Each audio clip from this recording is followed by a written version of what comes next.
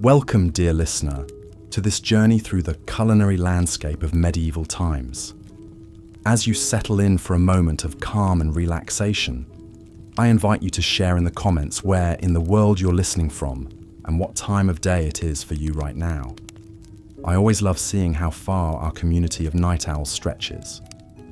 If you enjoy immersing yourself in the rich tapestry of history to unwind, consider subscribing for more soothing stories like this. Picture, if you will, a rustic table set with a humble meal. A bowl of thin, bland porridge, a hunk of dense, coarse bread, and perhaps a few morsels of tough, stringy meat, if the diner is lucky. This is the fare that sustained the majority of people in medieval times. While kings and nobles feasted on lavish multi-course banquets, the average peasant subsisted on a diet that was as meagre as it was monotonous. What factors conspired to make food in the Middle Ages so unappetizing for the masses? Let us explore this question and transport ourselves back to a time when filling one's belly was a daily struggle. In a medieval peasant's home, the aroma of exotic spices was noticeably absent. Cinnamon, ginger, nutmeg, pepper. These were luxuries reserved for the wealthy, brought from distant lands by intrepid merchants. Imagine the life of a spice trader in those times, navigating the treacherous Silk Road to bring a taste of opulence to European shores. For a glimpse of the value placed on these rare flavors, consider that in the 11th century, a pound of nutmeg cost 7 fattened oxen. The prohibitive expense of spices meant that the common folk had to make do with the pungent notes of garlic, mustard, and vinegar to enliven their plain fare. The blandness of peasant cuisine was not helped by the scarcity of fresh produce. Without reliable means of preservation, fruits and vegetables were seasonal treats at best. The lucky few who had access to a plot of land might grow some hardy crops like onions, leeks, and cabbages, but these were hardly enough to balance out a diet heavily reliant on grains. Breads and porridges made from barley, rye, and wheat formed the backbone of most meals, sometimes supplemented with legumes like peas and beans. While this diet was filling, it lacked essential nutrients, leading to widespread malnutrition and stunted growth. Meat, though prized, was a rarity on the peasant table. A prosperous family might keep a pig, some chickens, or even a cow. But these animals were valuable resources, not to be slaughtered lightly.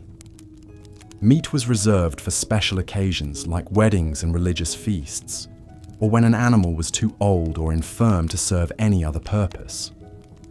When meat was available, every scrap was used from nose to tail.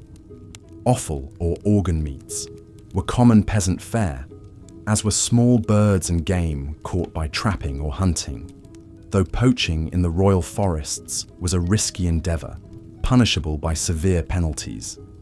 Fish was more accessible than meat for those who lived near rivers or the sea, but it too was often preserved by drying, smoking, or salting to last through lean times.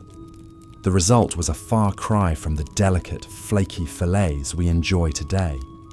Herring, cod, and eel were among the most common catches, and they would be packed in barrels with generous amounts of salt to stave off spoilage. Freshwater fish like carp and pike were a delicacy reserved for the nobility, who maintained private fish ponds on their estates. The scarcity of fresh food meant that medieval cooks had to get creative with preservation methods. Pickling, fermentation, and drying were all common techniques to extend the shelf life of perishables. Cabbage would be shredded and fermented into sauerkraut, cucumbers and onions pickled in vinegar, and fruits like apples and pears dried for winter storage.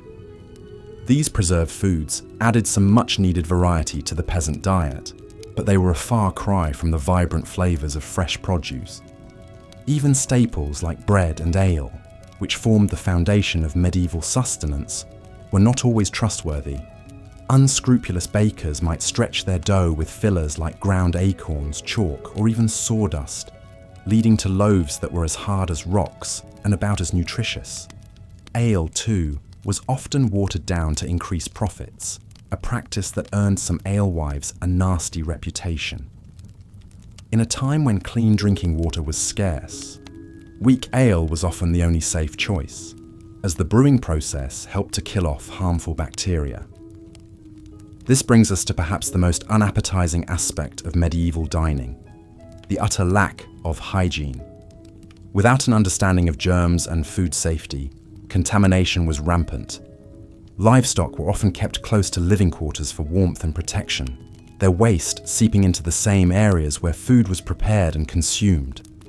In crowded cities, garbage and human excrement filled the streets, tainting water sources and attracting vermin. It's no wonder that foodborne illnesses were rampant, with even royalty not immune to the perils of spoiled fare. King John of England, for example, is said to have died after overindulging in peaches and new cider, a feast that likely led to a fatal case of dysentery. The spectre of disease was never far from the medieval dinner table. The Black Death, which wiped out a third of Europe's population in the 14th century, spread in part due to the unsanitary conditions that allowed rats and fleas to thrive. Food markets were particularly notorious as breeding grounds for pestilence, with flies buzzing around meat stalls and rodents scurrying underfoot. It's a wonder that anyone survived the perils of medieval dining at all. Yet even in the face of scarcity and disease, there were glimmers of gastronomic hope. Monasteries and abbeys often served as havens of relative plenty, with well-tended gardens and orchards providing a bounty of fresh produce. Monks were known for their culinary skills, with some even penning cookbooks that offered a glimpse into the more refined cuisine of the upper echelons. Of course, this food was not shared freely with the masses, but some monasteries did offer alms to the poor as a form of charity. For the nobility, feasts were an opportunity to showcase their wealth and power. A royal banquet might feature dozens of dishes, from roast swan and peacock to delicate pasties and sweetmeats. Spices flowed freely, as did wine and ale, creating an atmosphere of gluttonous revelry. But even these lavish spreads were not without their dangers. Food poisoning was a common occurrence, with spoiled meats and rancid sauces taking their toll on noble stomachs. And the sheer volume of food consumed could lead to painful digestive issues, a reminder that even the privileged were not immune to the hazards of medieval dining. As we reflect on the harsh realities of food in the Middle Ages, it's hard not to feel a sense of gratitude for the abundance and variety that we enjoy today. Our supermarkets brim with fresh produce from around the globe, our meats are safe and sanitized, and our spice racks hold flavors that would have been the envy of any medieval monarch. Yet even as we savor the fruits of modernity, we can't help but marvel at the resilience and ingenuity of our ancestors, who made do with so little and found ways to survive in the face of unrelenting hardship. So the next time you sit down to a meal, take a moment to appreciate the bounty before you. Savor the flavors and textures that medieval peasants could only dream of, and raise a glass to the countless generations who toiled and struggled to bring us to this point. And if you find yourself grumbling about a less than perfect dish, spare a thought for the medieval diner, for whom even a simple bowl of porridge was a hard-won blessing. As we let our minds drift back to that distant past, let us take comfort in the knowledge that we are the fortunate inheritors of centuries of culinary progress. And let us not forget the lessons that history has to teach us. Lessons of perseverance, creativity, and the enduring power of the human spirit to find sustenance and joy, even in the darkest of times. And so, dear listener, I bid you good night, and sweet dreams of a world where food is not just a necessity, but a source of endless delight. May your own culinary journey be filled with flavor, nourishment, and the warm glow of gratitude for all that we have been given. Until next time, rest well and dream of feasts yet to come. Part 4. Adulterated food and drink.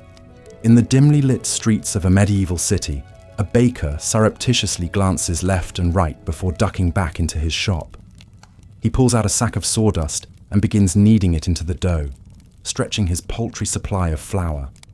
For many bakers, this deception was the only way to eke out a meager living.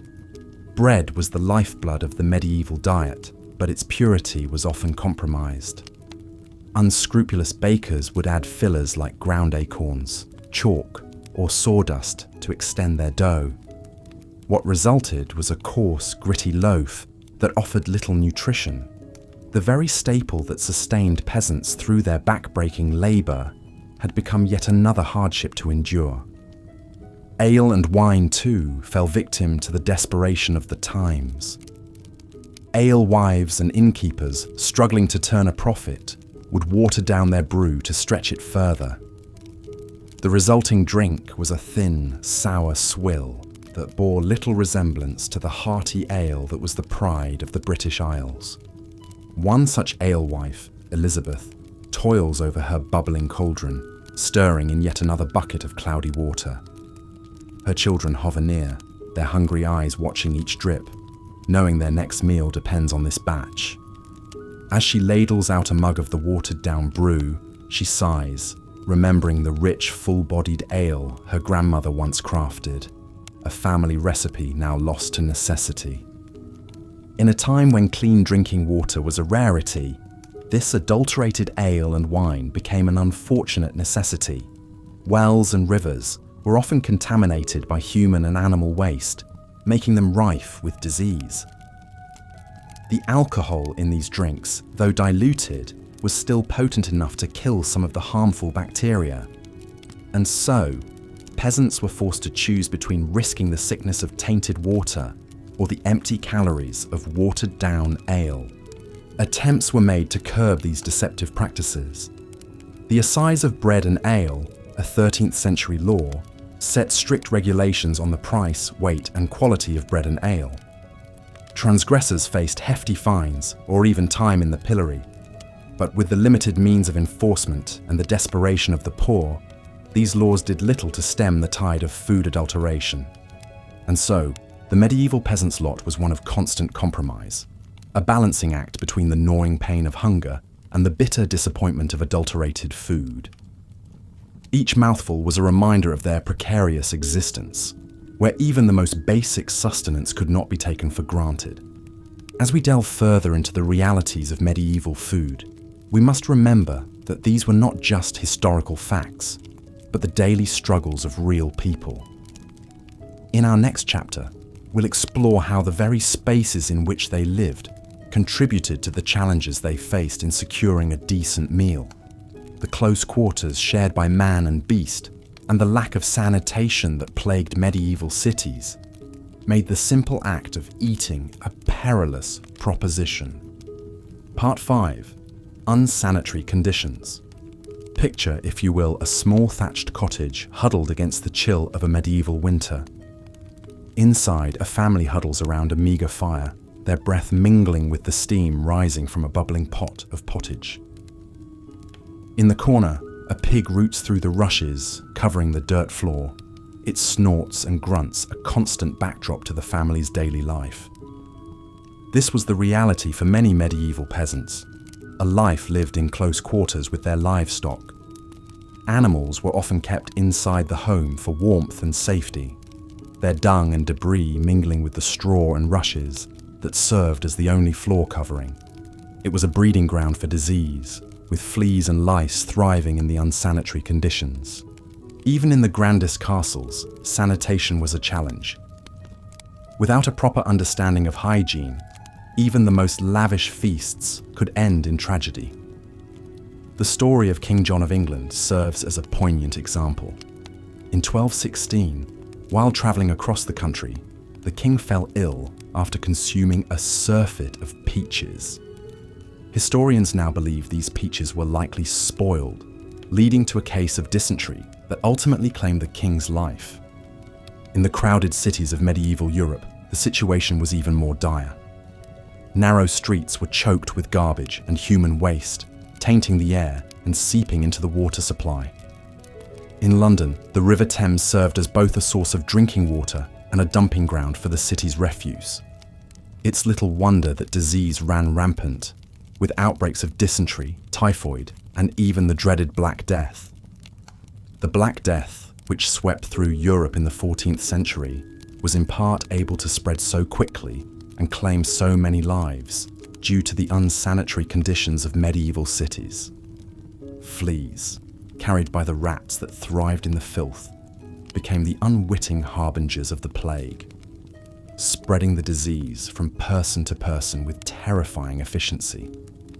For the average peasant, there was little escape from these unsanitary conditions. They lived and died amidst the filth, their bodies weakened by malnutrition and constant exposure to disease. Even the simple act of eating, which should have been a source of nourishment and comfort, became a gamble with every bite. As we consider these realities, it's easy to feel a sense of despair for the plight of the medieval peasant. But amidst this darkness, there were glimmers of light. The kindness of neighbours sharing what little they had, the solace found in faith and community. In our next chapter, we'll explore how the Church, despite its own role in the hardships of the time, also offered a measure of relief and hope to the hungry and the downtrodden. Part 6. The influence of the Church. The tolling of church bells marked the rhythm of life in medieval Europe. For peasants toiling in the fields, these peals signalled not just the call to prayer, but also a reprieve from the unrelenting demands of their work and their hunger. In a world where so much was uncertain, the Church stood as a bastion of stability and authority. But this authority came with its own set of rules and restrictions, many of which centered around food.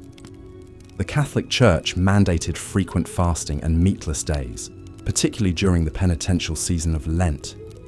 For 40 days before Easter, the faithful were expected to abstain from meat, dairy, and eggs, a tall order for those already struggling to put food on the table. The story of one peasant family illustrates the hardship these fasts could impose. John and his wife, Margaret, toiled from sunup to sundown on their small plot of land, barely growing enough to feed their 3 children. When Lent arrived, they faced a daunting choice: honour the fast and risk weakening their already malnourished bodies, or defy the Church and face the consequences for their immortal souls. In the end, they chose to follow the fast, subsisting on meagre portions of bread, pottage, and the occasional dried fish. By Easter, their faces were gaunt and their steps heavy with exhaustion. Yet they took solace in the belief that their suffering would be rewarded in the next life.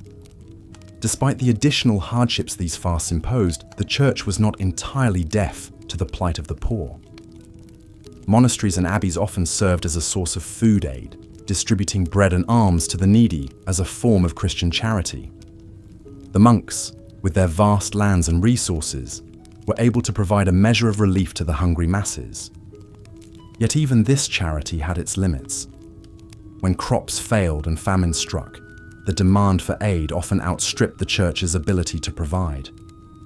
And for those caught poaching in the royal forests, a desperate attempt to supplement their meagre diets with fresh game, the Church's mercy was noticeably absent. Poachers, if caught, faced severe punishments, from maiming to death, regardless of their circumstances. And so, the Church's influence on medieval food was a double-edged sword.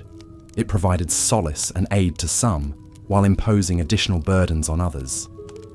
For the peasant family, faith was both a source of strength and a further trial to endure in the face of unrelenting hunger. As we turn our gaze to the final chapter of our journey through medieval food, we'll witness a scene of shocking contrast: the opulent feast of a noble household. Against the backdrop of peasant hardship, these lavish displays serve as a stark reminder of the vast inequalities that defined the era. Part 7. The rare medieval feast. The great hall of the castle is alive with the flicker of 100 candles. Tapestries line the walls, their vibrant threads telling stories of heroic deeds and courtly love. At the head of the room, on a raised dais, the lord and lady preside over a scene of opulence and plenty. Down the center of the hall stretches a massive oak table groaning under the weight of countless dishes. Whole roasted pigs, their skins crackling and golden, jostle for space with elegant silver platters of delicately spiced peacock. Baskets overflow with fresh-baked manche bread, each loaf as white and soft as a cloud. The air is thick with the aroma of saffron, cinnamon and cloves, spices so precious they're worth their weight in gold. In the castle kitchens, the master cook orchestrates a symphony of culinary creation. He barks orders at his underlings, who scurry to baste the meats, stir the pots, and plate the elaborate subtleties, sugar sculptures crafted into fanciful shapes of castles and unicorns.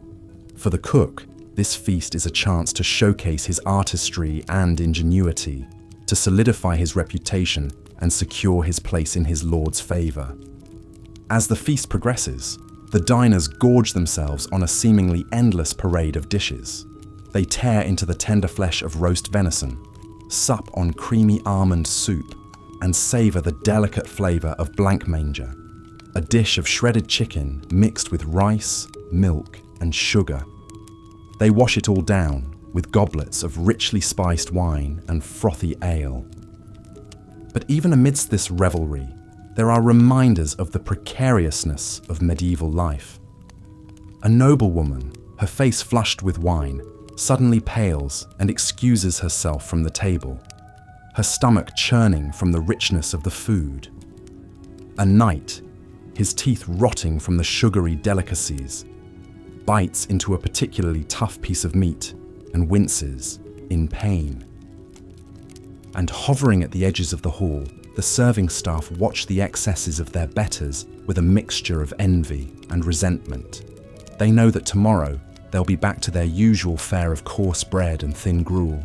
The memory of this feast, a taunting reminder of the gulf between their world and that of their masters. As the last plates are cleared and the final crumbs are swept away, we're left to ponder the stark contrasts of medieval food. For the nobility, feasts were a display of wealth, status, and power, a chance to revel in the finest delicacies the land had to offer. But for the vast majority, food was a daily struggle, a constant battle against scarcity, adulteration, and disease. In our modern world of abundance and choice, it's easy to forget the hardships faced by our medieval ancestors. But by understanding their struggles, we gain a deeper appreciation for the comforts we enjoy today. As we sit down to our own meals, let us take a moment to savor not just the flavors on our tongues, but the hard-won progress that allows us to eat with such ease and variety. And so, as we close the book on this exploration of medieval food, let us do so with a sense of gratitude and perspective. For in the grand tapestry of human history, our own time is but a brief and privileged chapter, woven from the threads of countless lives lived and meals shared, each one a testament to the enduring resilience of the human spirit. Conclusion: as we've journeyed through the landscape of medieval food, we've encountered a world of scarcity, hardship, and inequality. From the bland monotony of peasant pottage to the dangerous fillers in adulterated bread, the challenges of feeding oneself in the Middle Ages were unrelenting. We've seen how the lack of variety in spices, the difficulties of preservation, the unbalanced diets, and the unsanitary conditions all conspired to make medieval food a far cry from the cornucopias we enjoy today. We've witnessed the impact of the Church's fasting edicts, adding spiritual burdens to the already heavy load of the poor. And we've marveled at the opulent feasts of the nobility, a glittering contrast to the grim realities faced by most. But through it all, we've also seen glimmers of humanity's indomitable spirit. The ingenuity of cooks making the most of meagre ingredients, the solidarity of communities sharing what little they had, and the solace found in the rituals of faith and feast. In our modern world, it's easy to take for granted the abundance and variety of our food. We can walk into a supermarket and find fruits from South America, spices from Asia, and cheeses from Europe, all neatly packaged and ready to eat. We can dine in restaurants serving cuisines from around the globe, or have a world of flavors delivered right to our doorstep. But imagine, for a moment, transporting a medieval peasant into the aisles of a modern grocery store. The sheer variety would be overwhelming. The vibrant colors of the produce section, the gleaming refrigerated cases filled with milk and eggs, the shelves upon shelves of pre-packaged meals and snacks. It would be like stepping into a fairy tale, a land of unimaginable plenty. And yet, even in our world of culinary riches, we still face our own challenges. We grapple with the environmental impact of our food systems, with issues of access and inequality, and with the health consequences of overabundance. In our quest for convenience and choice, we sometimes forget the value of simplicity, of seasonal eating and local flavors. Perhaps then, there are lessons to be learned from our medieval ancestors, even as we appreciate how far we've come. We can embrace the joy of sharing a meal with loved ones, the satisfaction of a dish made with care and creativity. We can remember the value of preserving and cherishing the bounty of the earth, rather than taking it for granted. And most of all, we can approach our own meals with a sense of gratitude and wonder, recognizing the incredible journey that food has taken to reach our plates. From the sun-drenched fields, to the bustling kitchens, to the warmth of our own tables.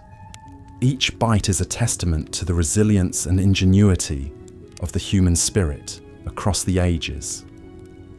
So, as we end our journey through the annals of medieval food, let us raise a glass, or perhaps a humble wooden cup, to the countless generations who came before us, through their struggles and triumphs, their hunger and their hopes. They laid the foundation for the world we inhabit today. And in honoring their legacy, we can find the wisdom and perspective to build a future where all may eat with joy, with dignity, and with plenty. As the royal cook bustled about the castle kitchens preparing an extravagant feast, most of his fellow countrymen could only dream of such opulence. For the serf toiling in the fields, a meal was a simple affair of coarse bread and pottage, a thin stew of whatever vegetables or scraps could be found. On a good day, there might be a bit of salted pork or dried fish to add some flavor to the gruel-like mix. But more often than not, it was a bland and unsatisfying fare that left the belly only half full. The life of a peasant in medieval times was one of unrelenting hardship, and nowhere was this more apparent than in their daily sustenance.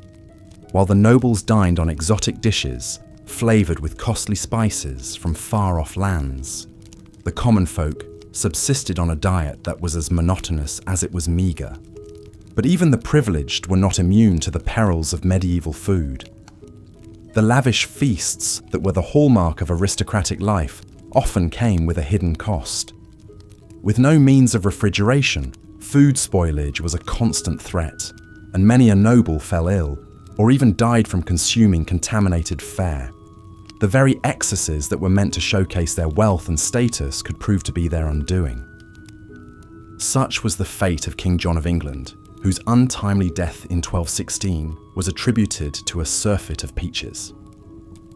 As the story goes, the king was travelling through the town of King's Lynn when he was seized by a terrible case of dysentery.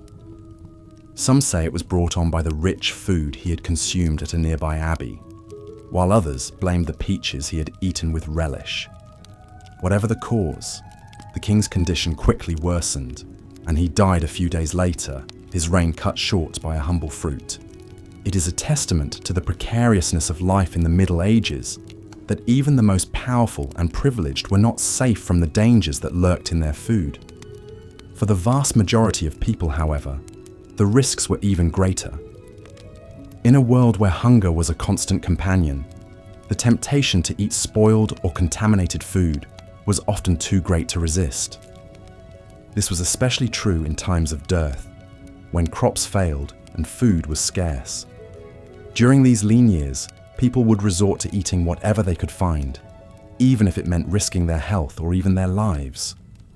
Acorns, grass, and other wild plants were often ground into a coarse flour to make bread.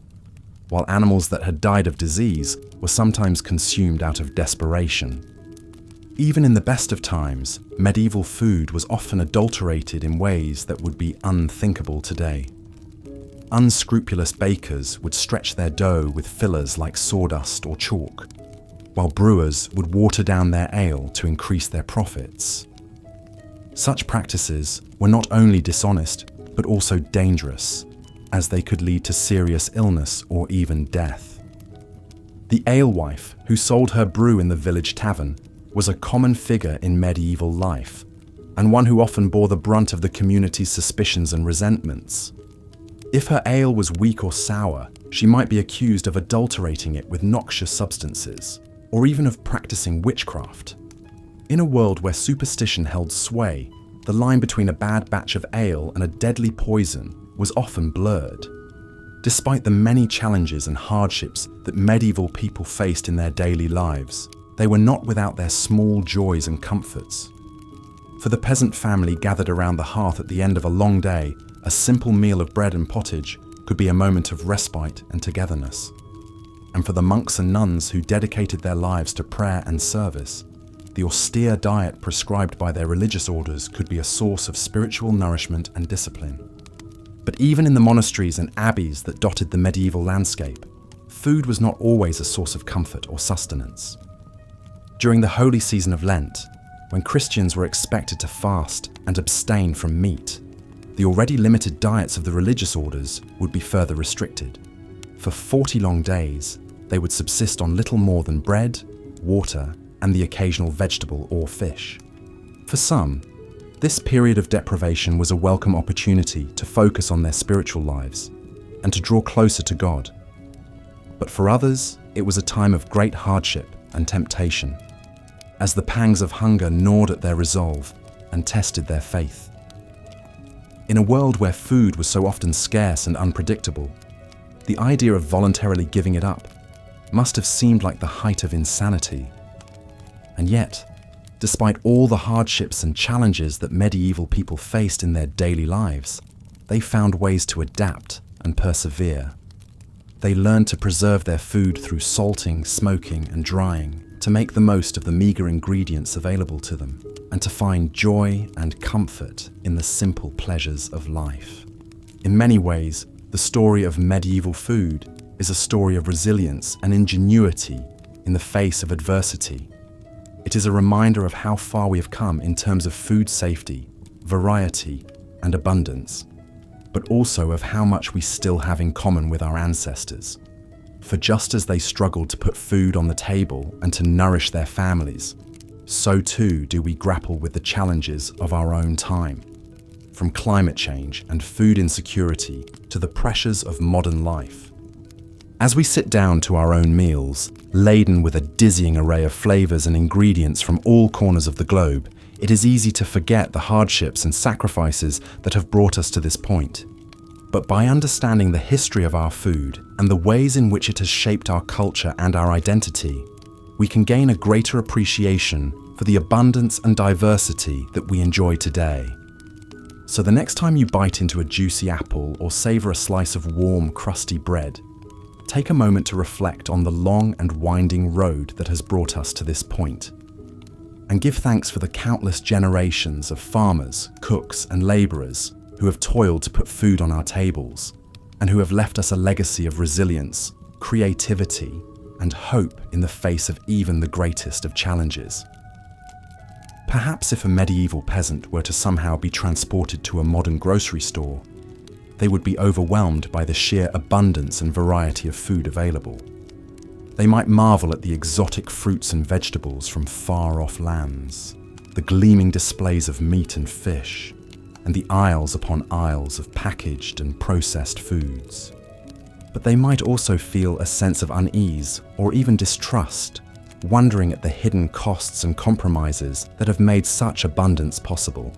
They might question the methods by which our food is grown and raised, the additives and preservatives that keep it fresh and appealing, and the impact that our food choices have on our health, our environment, and our communities. In the end, the medieval peasant might simply shake their head in wonder and return to their own time, content with the simple fare that has sustained them for generations. For while our modern food system may offer us greater choice and convenience than ever before, it is not without its own challenges and drawbacks. And just as the medieval peasant had to learn to make do with what they had, to find joy and sustenance in the face of scarcity and hardship, so too must we learn to navigate the complexities of our own food landscape. We must learn to make choices that nourish not only our bodies but also our souls, that honour the sacrifices and struggles of those who came before us, and that leave a legacy of health and abundance for generations to come. So let us raise a toast to the humble peasant, the hard-working farmer, the skilled artisan, and all those who have laboured to put food on our tables throughout history. Let us savour the flavours and textures of the foods we eat, not just as a source of sustenance, but as a connection to the past and a promise for the future. And let us never forget the power of food to bring us together, to nourish our bodies and our spirits, and to remind us of our shared humanity in the face of even the greatest of challenges. As we've seen, the medieval spice trade was a lucrative but perilous business. Those who controlled the flow of spices could amass great fortunes, while those who toiled to bring these precious commodities to Europe risked life and limb. One such spice merchant was a man named Giovanni di Marignoli. Born in the early 14th century to a noble Florentine family, Giovanni seemed destined for a life of ease and comfort. But a restless spirit and a thirst for adventure led him down a different path. In 1338, Giovanni set out on a journey that would take him across the known world, from the bustling ports of Italy to the distant lands of China and India. As a papal envoy and missionary, his official purpose was to spread the Christian faith. But Giovanni was also a keen businessman, always on the lookout for valuable spices and other exotic goods to bring back to Europe. Giovanni's travels were fraught with danger at every turn. He crossed the vast deserts of Central Asia, braving sandstorms and bandits. He navigated treacherous mountain passes in the Himalayas, battling altitude sickness and frostbite. He sailed the storm-tossed seas of the Indian Ocean, praying to survive each monsoon season.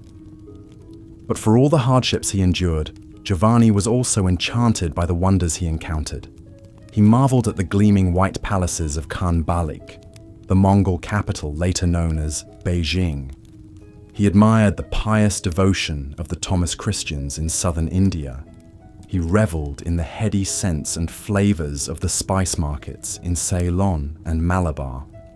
Along the way, Giovanni gathered a rich cargo of cinnamon, pepper, cloves, and nutmeg, carefully packed in chests to protect them from moisture on the long journey home.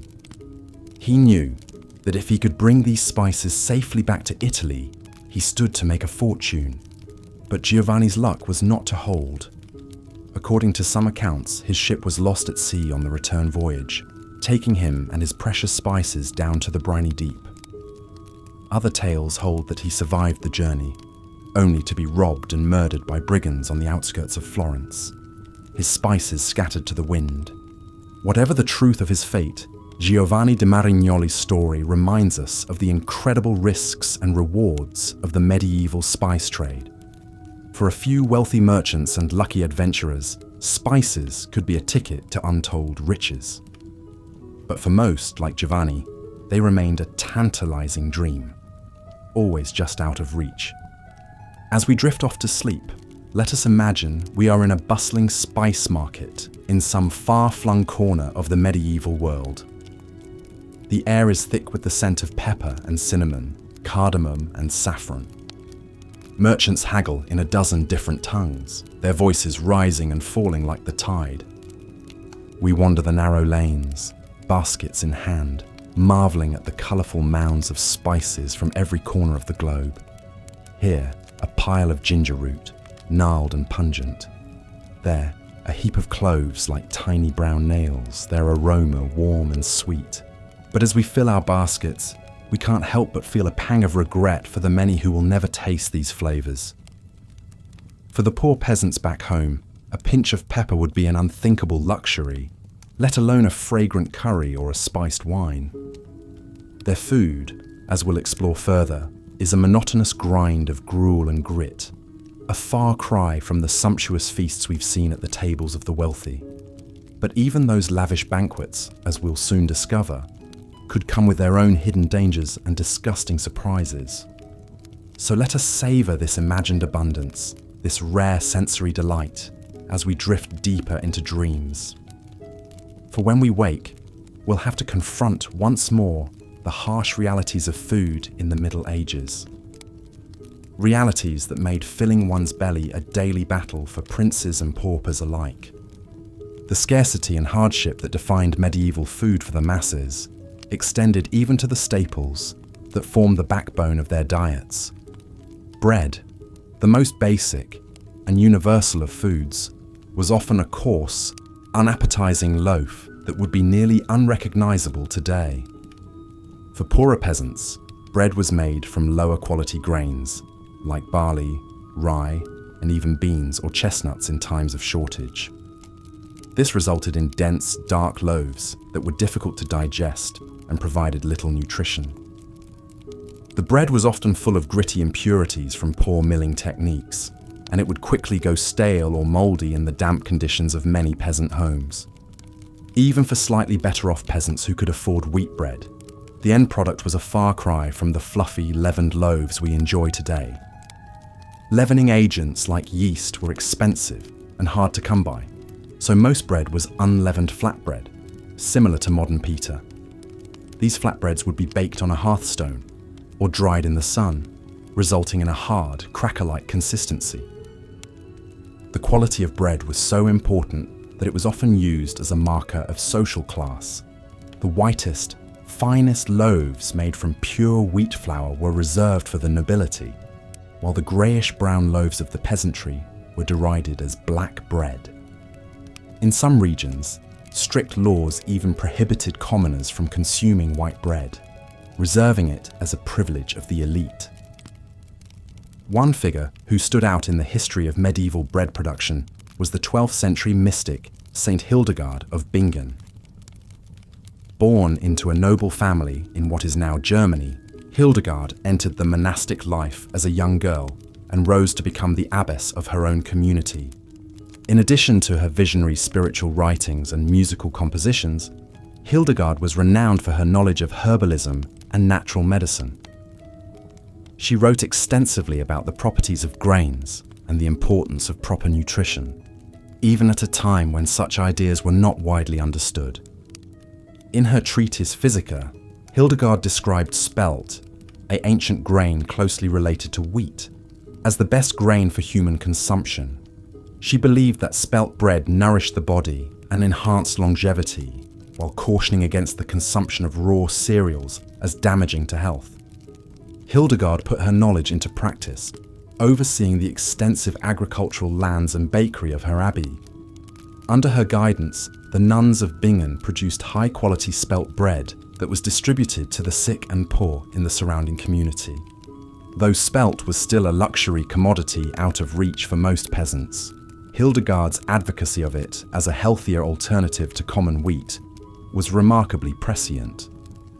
Modern nutritional science has vindicated many of her claims, showing spelt to be higher in protein and easier to digest for many people than highly processed modern wheat.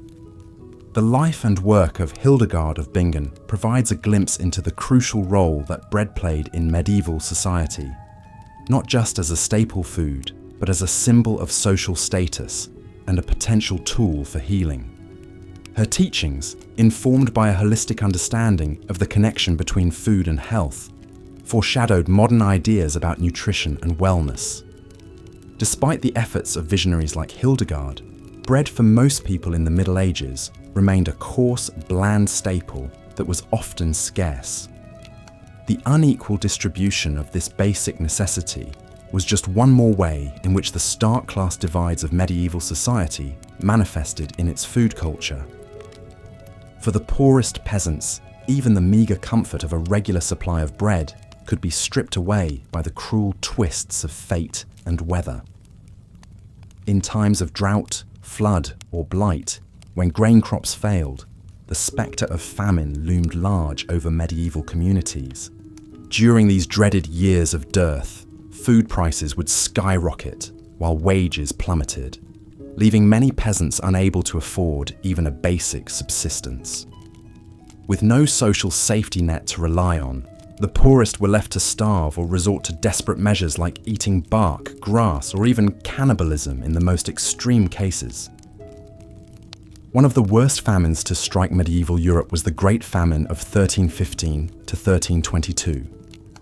A catastrophic confluence of factors, including climate change, crop failures, and the economic fallout of endless wars, plunged the continent into a 7-year period of starvation and misery. Chronicles of the time paint a grim picture of the suffering endured by the common people.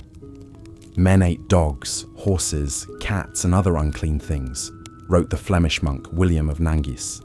Some men, it was said, compelled by hunger, ate the bodies of executed criminals, and some poor people even ate their own children.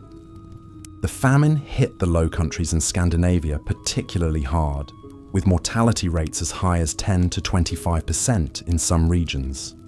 In the German city of Erfurt, the famine years saw an average of 16 deaths per day, compared to just 2 per day in normal times.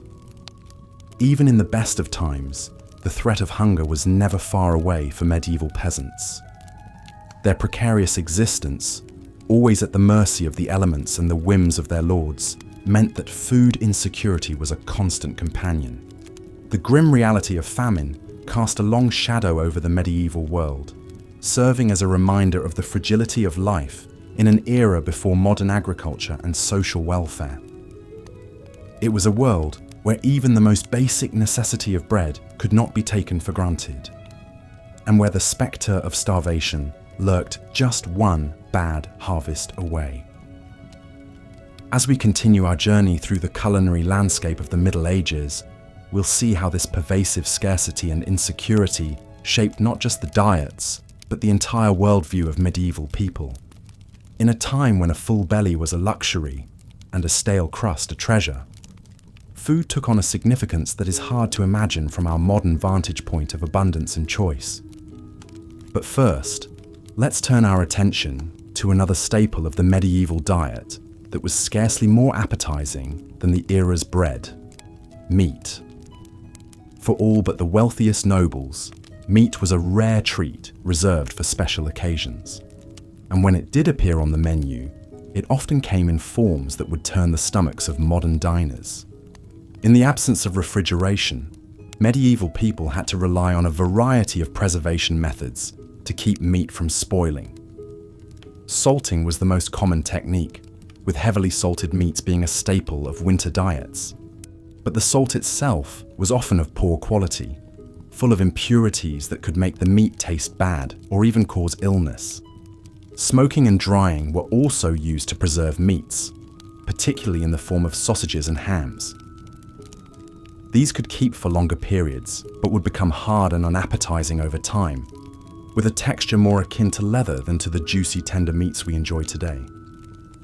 For most peasants, meat usually meant tough, stringy cuts from older animals that were no longer useful for milk or labor. Beef was rarely eaten by commoners, as cattle were simply too valuable to slaughter. Pork and poultry were somewhat more common, but were still luxury items for most. The type and amount of meat in medieval diets varied significantly by region and social status.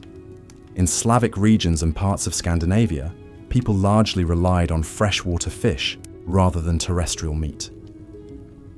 Hunting was a cherished privilege of the nobility, who jealously guarded their exclusive rights to venison and other game meats.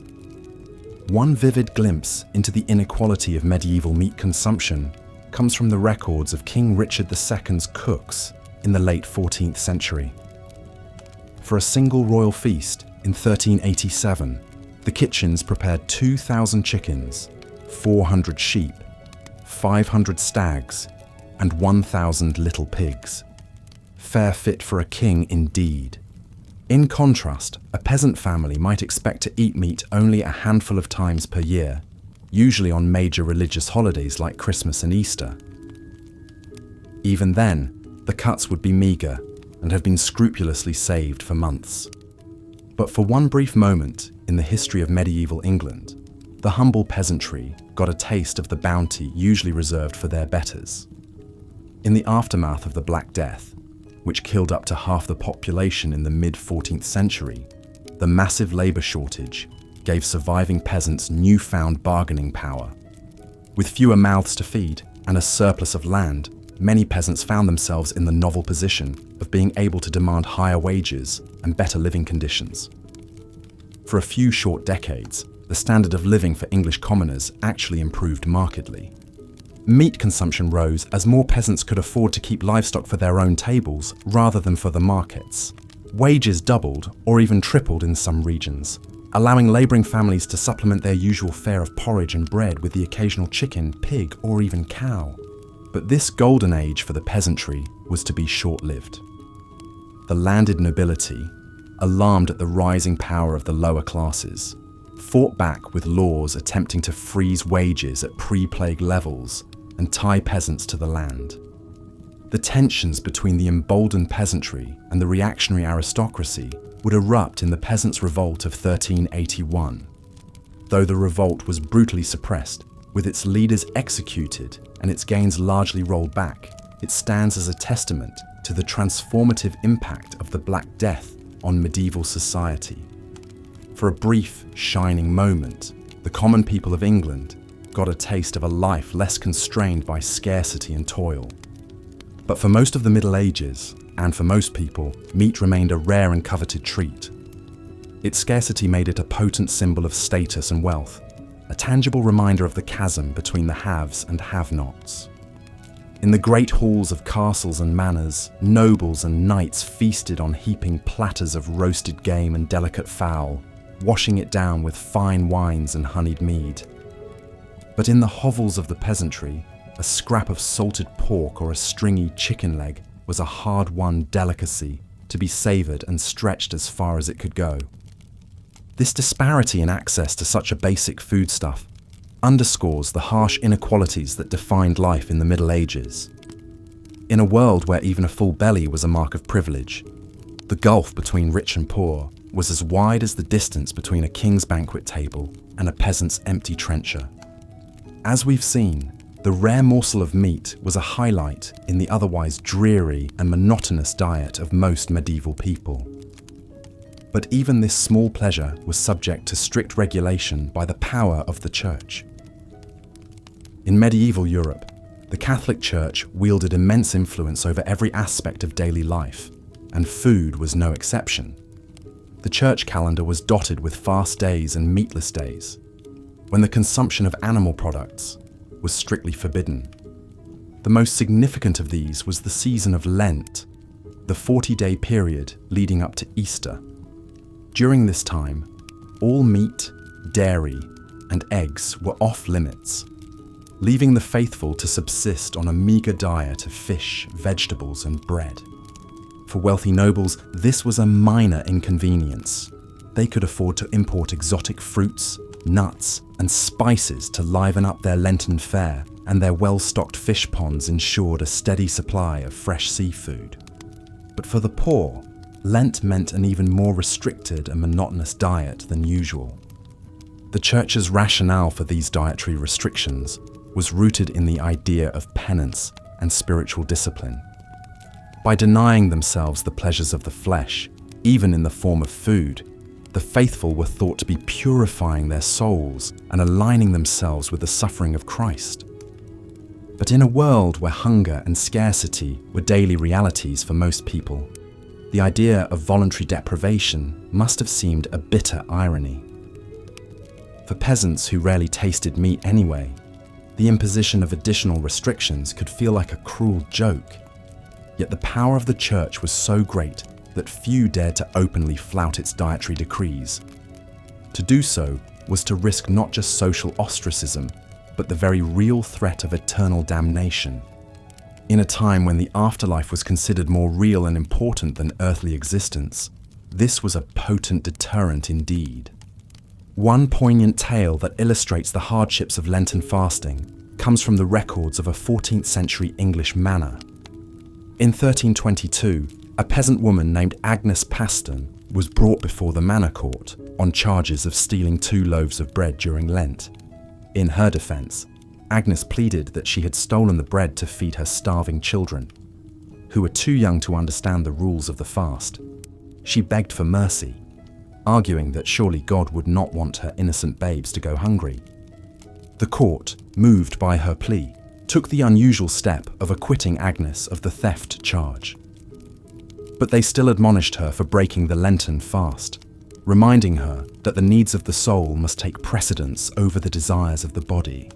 For Agnes and countless others like her, the rigid dietary restrictions of the church must have seemed like just one more burden in a life already defined by hardship and hunger.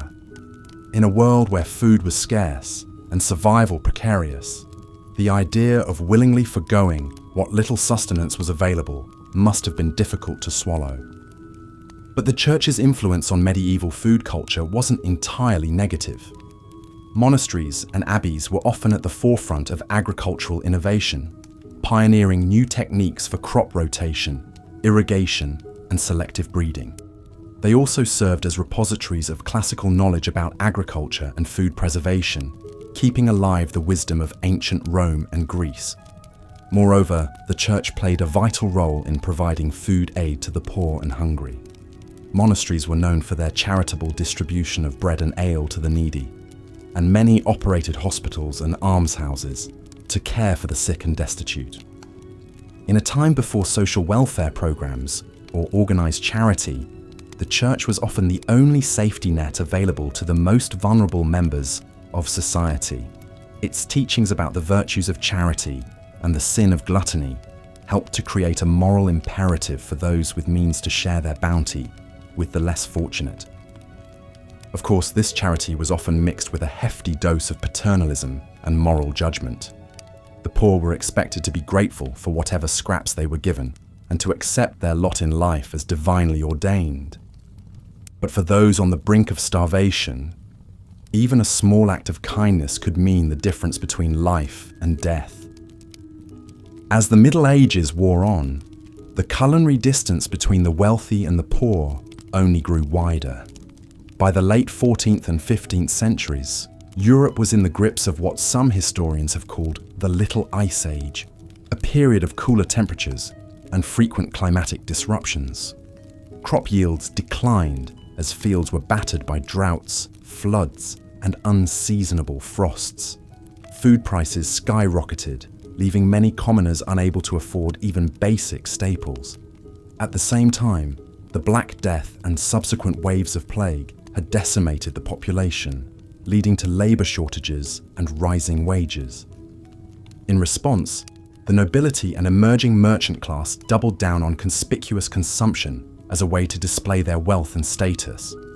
Lavish banquets featuring exotic dishes and opulent displays of sugar sculptures and gilded peacocks became the order of the day. Meanwhile, the poor were left to survive on whatever meager scraps they could scrounge.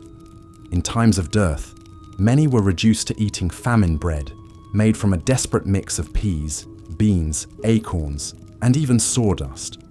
Others resorted to foraging for wild plants or hunting any animals they could catch, from rodents to crows. But even in the midst of this stark inequality, there were glimmers of hope and resistance. Peasant revolts, like the English Rising of 1381 or the German Bundschuh movement of the early 16th century, saw the common people rising up to demand better treatment and a fairer share of the wealth. While these uprisings were often brutally suppressed, they nonetheless testified to the unquenchable human spirit and the enduring dream of a world where everyone could enjoy the basic dignity of a full belly and a decent life. And in the kitchens and gardens of ordinary people, the seeds of a more vibrant and diverse food culture were being planted. Women, who bore the primary responsibility for feeding their families, were the unsung heroes of medieval cuisine. With creativity and resourcefulness, they found ways to coax flavor and nourishment out of even the humblest ingredients. In the folk traditions of pickling, preserving, and foraging, they passed down knowledge that would sustain their communities through the lean times and lay the foundation for the culinary revolutions to come. And in the communal ovens and shared meals of village life, they nurtured a spirit of solidarity and resilience that would prove as sustaining as any loaf of bread. So while the story of food in the Middle Ages is undoubtedly one of hardship and deprivation, it is also a story of ingenuity, resilience, and hope. In the face of scarcity and oppression, medieval people found ways to nourish not just their bodies, but their spirits, to find joy and communion in the simple act of sharing a meal.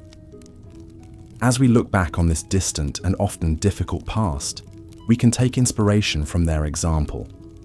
In a world that is still riven by inequality and hunger, their story reminds us of the fundamental human right to food and the vital importance of fighting for a more just and sustainable food system. And in our own kitchens and around our own tables, we can honor their legacy by cherishing the abundance we enjoy and remembering always to share it with those who have less. For in the end, the true measure of a society is not in the opulence of its feasts, but, as we've seen, for the vast majority of people in medieval Europe, food was a daily struggle of scarcity, monotony, and even danger. But there was one place where the food was always abundant, always varied, and always exquisite: the royal court. While peasants subsisted on gruel and stale bread, nobles feasted on the finest delicacies the land had to offer. Imagine being the royal cook, entrusted with the monumental task of preparing lavish meals for the king and his court. Your day begins before dawn as you oversee the delivery of ingredients from far and wide. Wagons rolled into the castle courtyard, laden with barrels of wine from Burgundy, wheels of cheese from the Alps, crates of spices from the Orient. The king's huntsmen rode in with deer and boar slung over their saddles, ready to be transformed into savory roasts and pies. In the cavernous castle kitchens, a small army of servants bustled about under your command. Fires roared in the great hearths as spits turned slowly, roasting meats to perfection. Cauldrons bubbled with fragrant stews and soups, while bakers kneaded dough for bread and pastries. The air was thick with the aroma of exotic spices: cinnamon, cloves, nutmeg, cardamom, each worth more than their weight in silver. As the hour of the feast approached, you put the finishing touches on your creations. A magnificent roast swan, its plumed neck curving gracefully on the platter. A gleaming aspic, studded with gems of fruit and topped with gold leaf.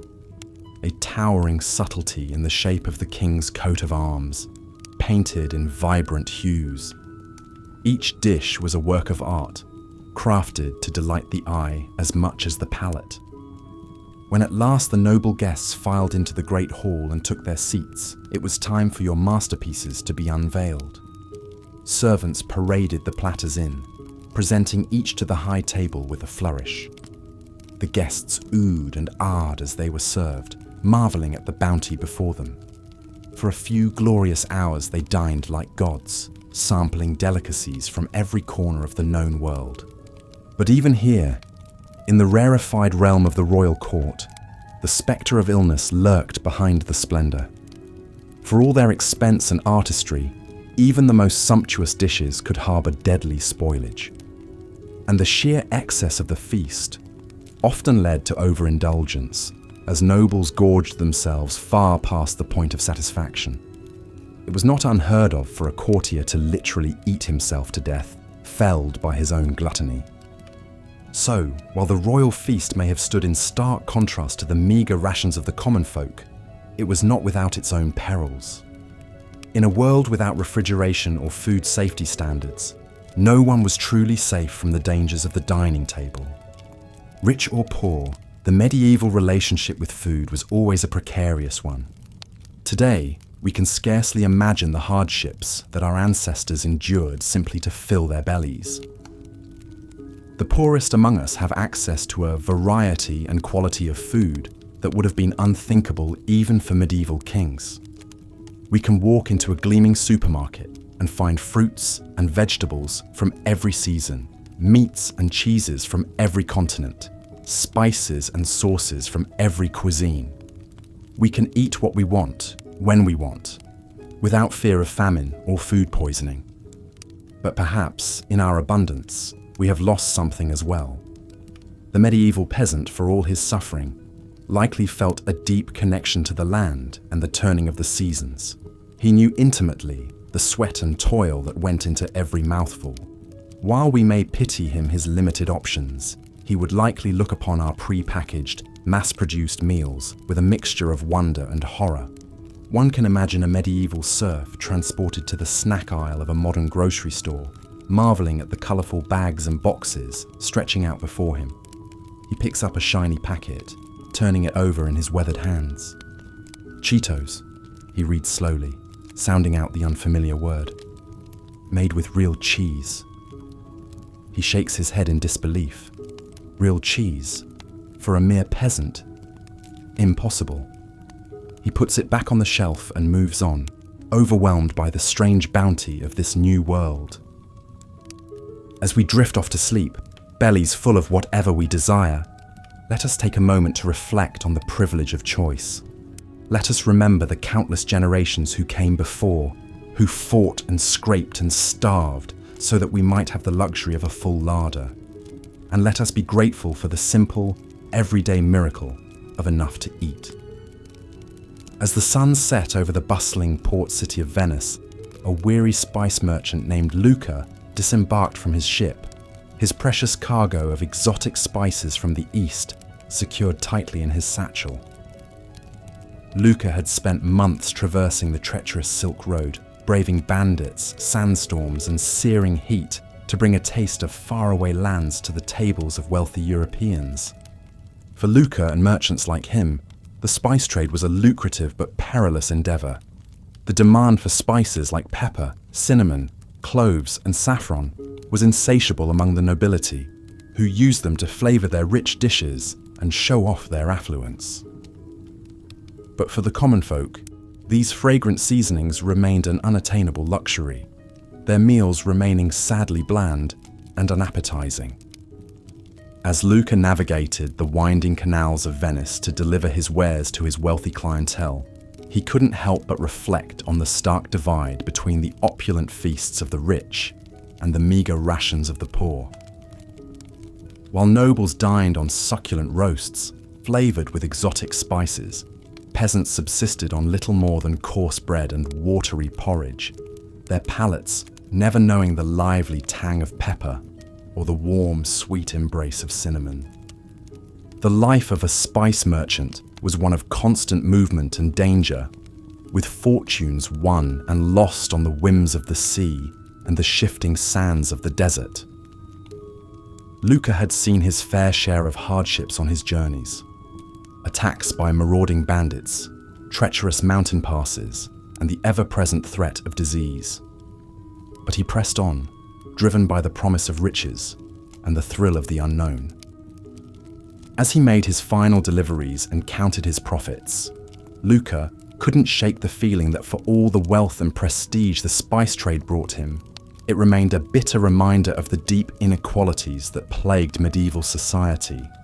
While he dined on saffron-infused stews and fragrant spiced wines, the common people went to bed with growling stomachs, their dreams haunted by the enticing aromas that wafted from the kitchens of the elite. With a heavy heart, Luca retired to his lavish villa for the night, knowing that tomorrow he would once again set sail for distant lands, chasing the promise of fortune and leaving behind a world where the simple pleasure of a flavorful meal remained an unattainable dream for most. As the first light of dawn crept over the horizon, a weary housewife named Matilda stirred from her slumber, her mind already racing with the countless tasks that lay ahead.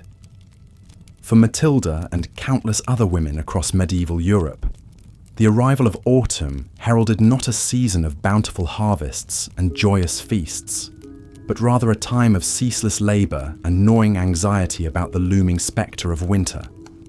With the days growing shorter and the nights turning colder, Matilda knew that she had precious little time to preserve what meagre crops her family had managed to coax from the unyielding earth. Every scrap of food was precious, and nothing could be allowed to go to waste, lest they face the unthinkable prospect of starvation in the bleak months ahead. As she set about her work, Matilda's mind wandered to the lavish feasts of the nobility, where sumptuous meats and exotic delicacies were consumed with wanton abandon. For her and her fellow peasants, such extravagances were little more than cruel jests, taunting reminders of the vast chasm that separated the haves from the have-nots in the rigid hierarchy of medieval society. With calloused hands and an aching back, Matilda toiled from dawn until dusk, salting and smoking what little meat they had managed to raise, pickling vegetables in precious vinegar, and hanging herbs to dry in the rafters. The work was monotonous and exhausting, but she couldn't afford to rest, knowing that every morsel she preserved now could mean the difference between life and death come winter. As the days wore on and the leaves began to turn, Matilda's thoughts turned to the harsh realities that lay ahead. Even with all her hard work, she knew that the winter would be a time of scarcity and hardship, with meals consisting of little more than coarse bread and thin gruel, day after day. The spectre of hunger was a constant companion, lurking just beyond the threshold, waiting to sink its icy claws into the vulnerable and the weak. But even in the face of such bleak prospects, Matilda found solace in the knowledge that her tireless efforts would at least give her family a fighting chance. With a fierce determination burning in her heart, she continued her labours, her hands raw and her spirit weary, but her resolve unshakable. For in a world where famine and privation were constant threats, the simple act of preserving food was an act of defiance, a stubborn refusal to submit to the unyielding cruelty of fate. As the first snowflakes began to fall and the chill winds of winter swept across the land, Matilda could only pray that her labours had been enough. With a heavy heart and an empty larder, she prepared to face the long, dark months ahead, knowing that for her and countless others like her, the struggle for survival was only just beginning. In a grand castle nestled amidst rolling hills and verdant forests, a lavish feast was underway, the great hall filled with the raucous laughter and clinking of goblets as nobles from far and wide gathered to partake in an extravagant display of wealth and power. At the head of the table sat the lord of the manor, his bejeweled fingers tearing into a succulent roast swan, its delicate flesh flavoured with exotic spices from distant lands. All around him, the tables groaned under the weight of countless delicacies, savoury meat pies, rich stews, and decadent pastries, each one a testament to the skill of the castle's master chefs. The air was thick with the aroma of roasting meats and the heady scent of mulled wine. A sensory feast that stood in stark contrast to the meagre rations of the serfs toiling in the fields beyond the castle walls. For these lowly peasants, the very notion of such a feast was little more than a cruel fantasy, a tantalizing glimpse of a world forever beyond their reach. As they huddled in their draughty hovels, their bellies gnawing with hunger, they could only dream of the rich flavors and sumptuous textures that graced the tables of their betters. Their own meals, if they could even be called that, consisted of little more than a thin gruel made from whatever scraps and leftovers they could scrounge together. A few lucky ones might have a meagre crust of bread to gnaw on, but for most, even that was a rare luxury. The thought of meat, let alone the succulent delicacies being devoured by the nobles, was little more than a distant fantasy. As the feast wore on, and the wine flowed freely, the nobles grew ever more boisterous, their laughter ringing through the halls and echoing off the stone walls. They traded bawdy jokes and tales of their exploits, their faces flushed with the warmth of the fire, and the satisfaction of their overindulged appetites. But beyond the castle walls, the serfs huddled in their misery, their stomachs cramping with hunger and their hearts heavy with the knowledge that they would likely never know the pleasures of a full belly or a contented smile. For them, life was little more than an endless cycle of backbreaking labor and gnawing hunger, the cruel whims of fate forever conspiring to keep them in their place. As the last embers of the feast's great fires died out and the nobles retired to their plush chambers, the serfs returned to their own meager dwellings, their minds haunted by the tantalizing aromas and raucous laughter that had filled the night air. With heavy hearts and empty stomachs, they settled in for another long, cold night, the spectre of hunger their constant companion and the dream of a better life little more than a cruel, taunting mirage. In the bustling streets of a medieval town, an alewife named Agnes hurried to and fro, her arms laden with jugs of her latest brew. Agnes was a stout, no-nonsense woman who had been brewing ale for as long as anyone could remember. It was a hard life, fraught with long hours and meager profits, but it was the only life she had ever known. As she made her way through the winding alleys, dodging the refuse and filth that littered the streets, Agnes couldn't help but feel a pang of guilt over the shortcut she had taken with her latest batch. Times were tough, and the price of grain had skyrocketed, leaving her with little choice but to stretch her ale with a bit of extra water. It was a risky move, one that could land her in hot water with the local authorities if anyone found out. But what choice did she have? Agnes knew that her customers, mostly hard-working labourers and craftsmen, relied on her ale to provide a brief respite from the drudgery of their daily lives. They craved the rich, hearty flavour and the pleasant buzz that came with a few pints after a long day's work. But with the cost of ingredients eating into her already meagre profits, Agnes had been forced to cut corners wherever she could.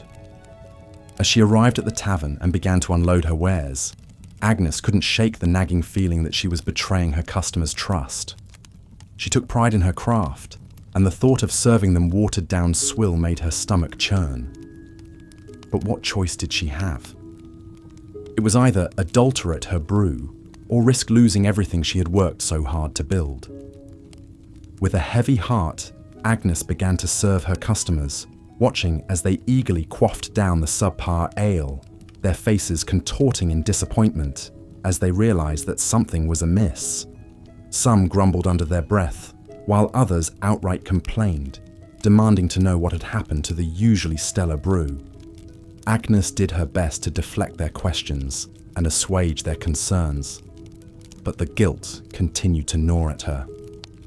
She knew that her actions were wrong, but in a world where survival was a daily struggle, sometimes compromises had to be made.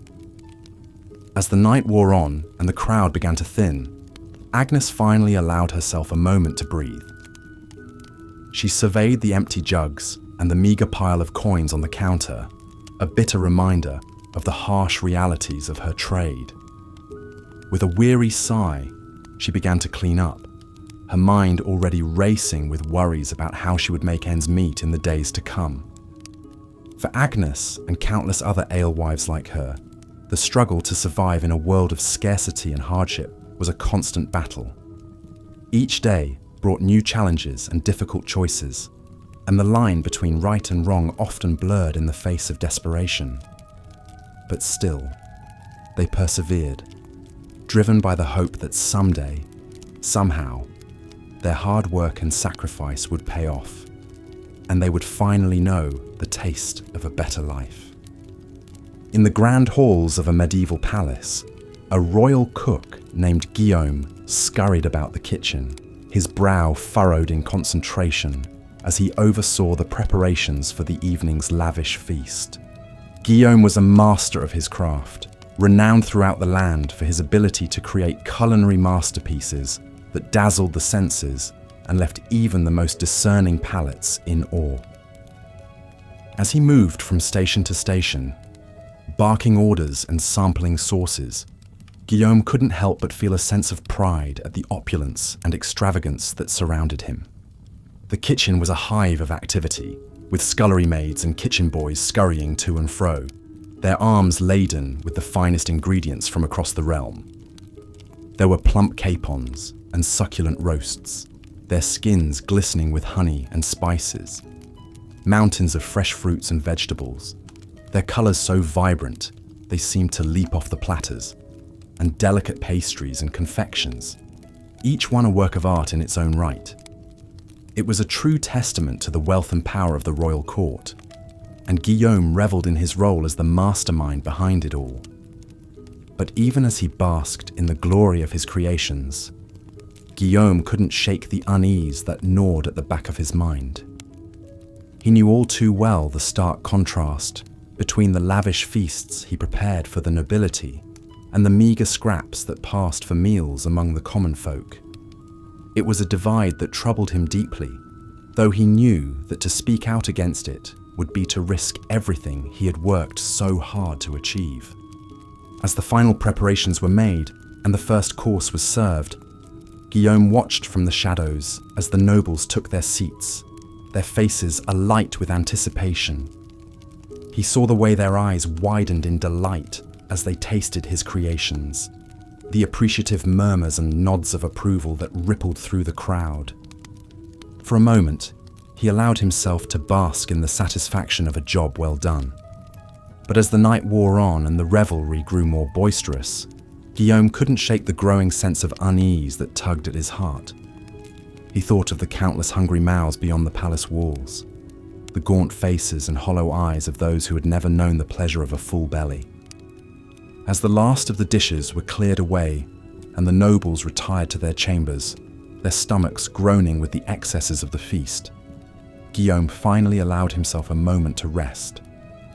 He slumped against the kitchen wall, his eyes closed, and his heart heavy with the weight of the injustices he had witnessed. In that moment, he couldn't help but wonder what it would be like to live in a world where food was not a privilege reserved for the few, but a basic right afforded to all.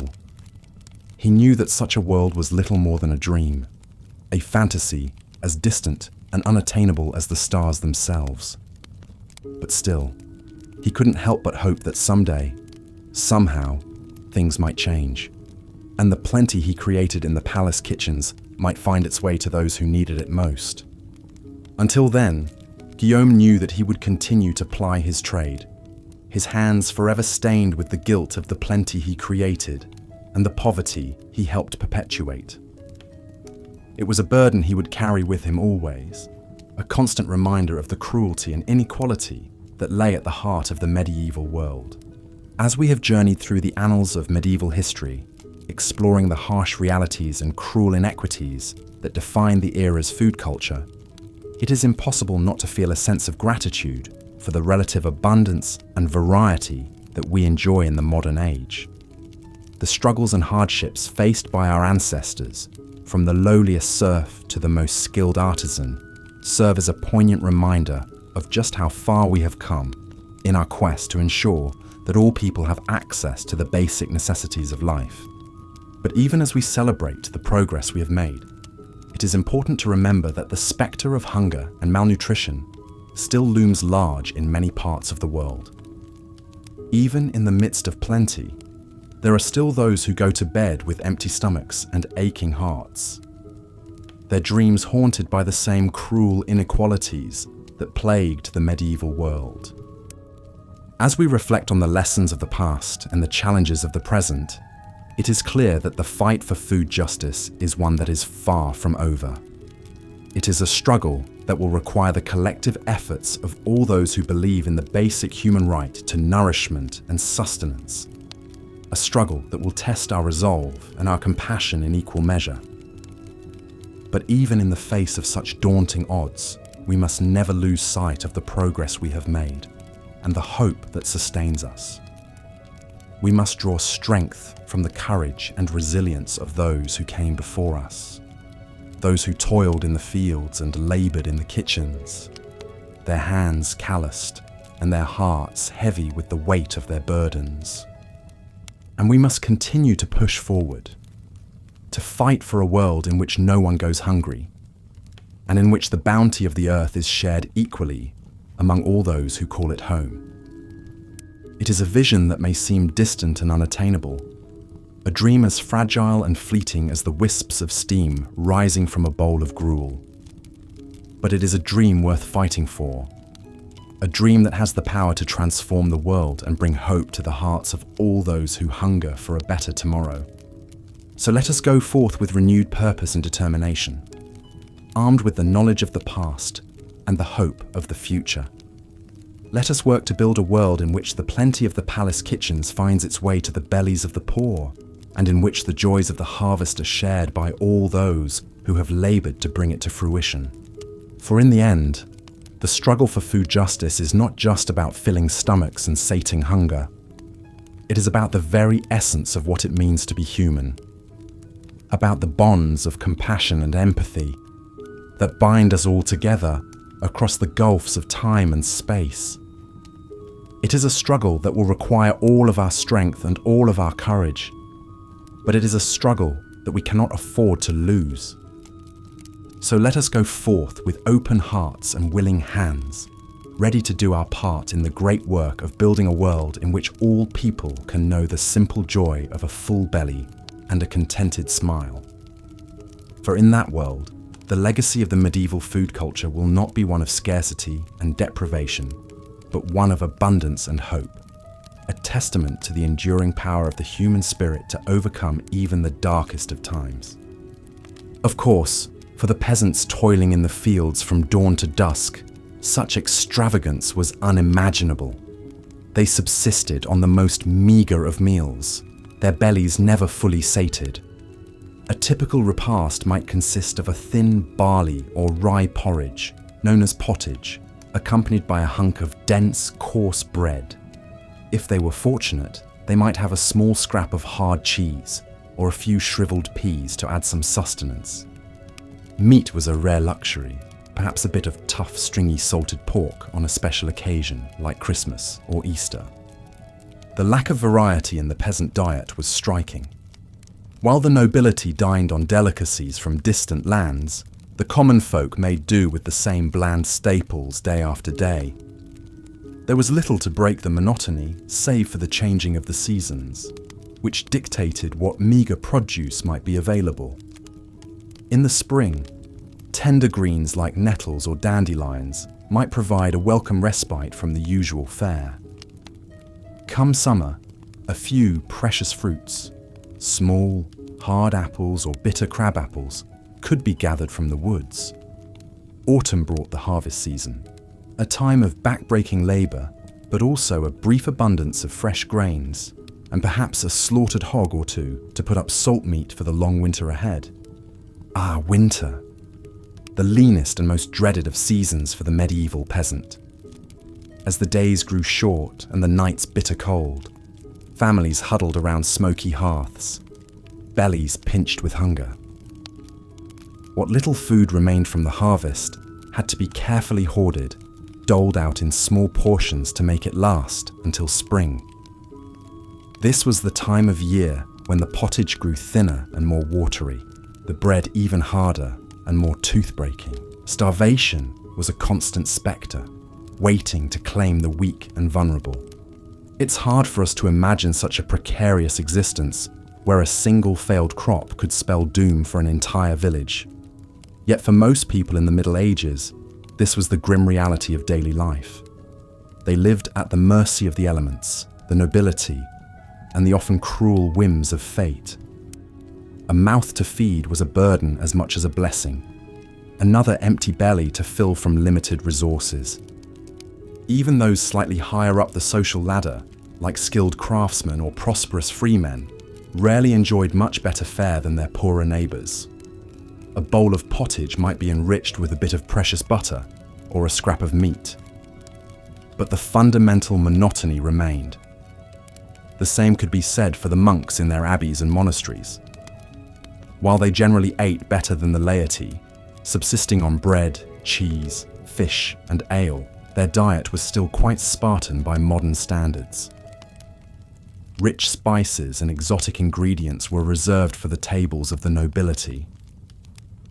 Speaking of ale, it was the common drink of the Middle Ages, consumed by young and old alike. Clean drinking water was often scarce, and the fermentation process provided some protection against waterborne illnesses. But even this small comfort could be adulterated by unscrupulous brewers stretching their product with unsavory additives. Dishonest bakers might do the same with bread, mixing the precious wheat flour with cheaper grains, bran, or even sawdust and chalk. Such deceits were officially frowned upon and could be harshly punished if discovered, but the desperate realities of the time made them all too common. This was a world where food was a daily struggle, a relentless cycle of toil and hunger for all but a privileged few. The nobles in their grand halls, dining on elaborately prepared dishes and fine wines, seemed to inhabit an entirely different plane of existence from the grimy, half-starved peasants working their lands. It was a stark divide, one that bred resentment and sometimes open rebellion. But more often, it bred a sort of grim resignation, an acceptance that this was simply the way things were. A peasant's lot was to suffer and endure, to eke out a meagre living from an unforgiving land and hope for a better life in the hereafter. Yet even in the midst of such hardship, there were small moments of respite and celebration. Holidays and feast days provided brief glimpses of plenty, when even the poorest might enjoy a bit of meat or a sweet pastry. Weddings, christenings, and other milestones were marked with communal meals, a chance for neighbours to come together and share what little they had. These fleeting moments of conviviality made the hard times more bearable, a reminder that even in the face of great adversity, the human spirit could endure. And endure they did, these hard-bitten medieval folk. They bore their burdens with a stoicism and tenacity that's hard to fathom from our modern vantage point. They faced each day with grim determination, knowing that survival depended on their own hard work and cunning. In a world where starvation was always lurking just around the corner, there was no room for idleness or self-pity. Perhaps that's why tales of great feasts and fantastical foods held such appeal in medieval popular culture.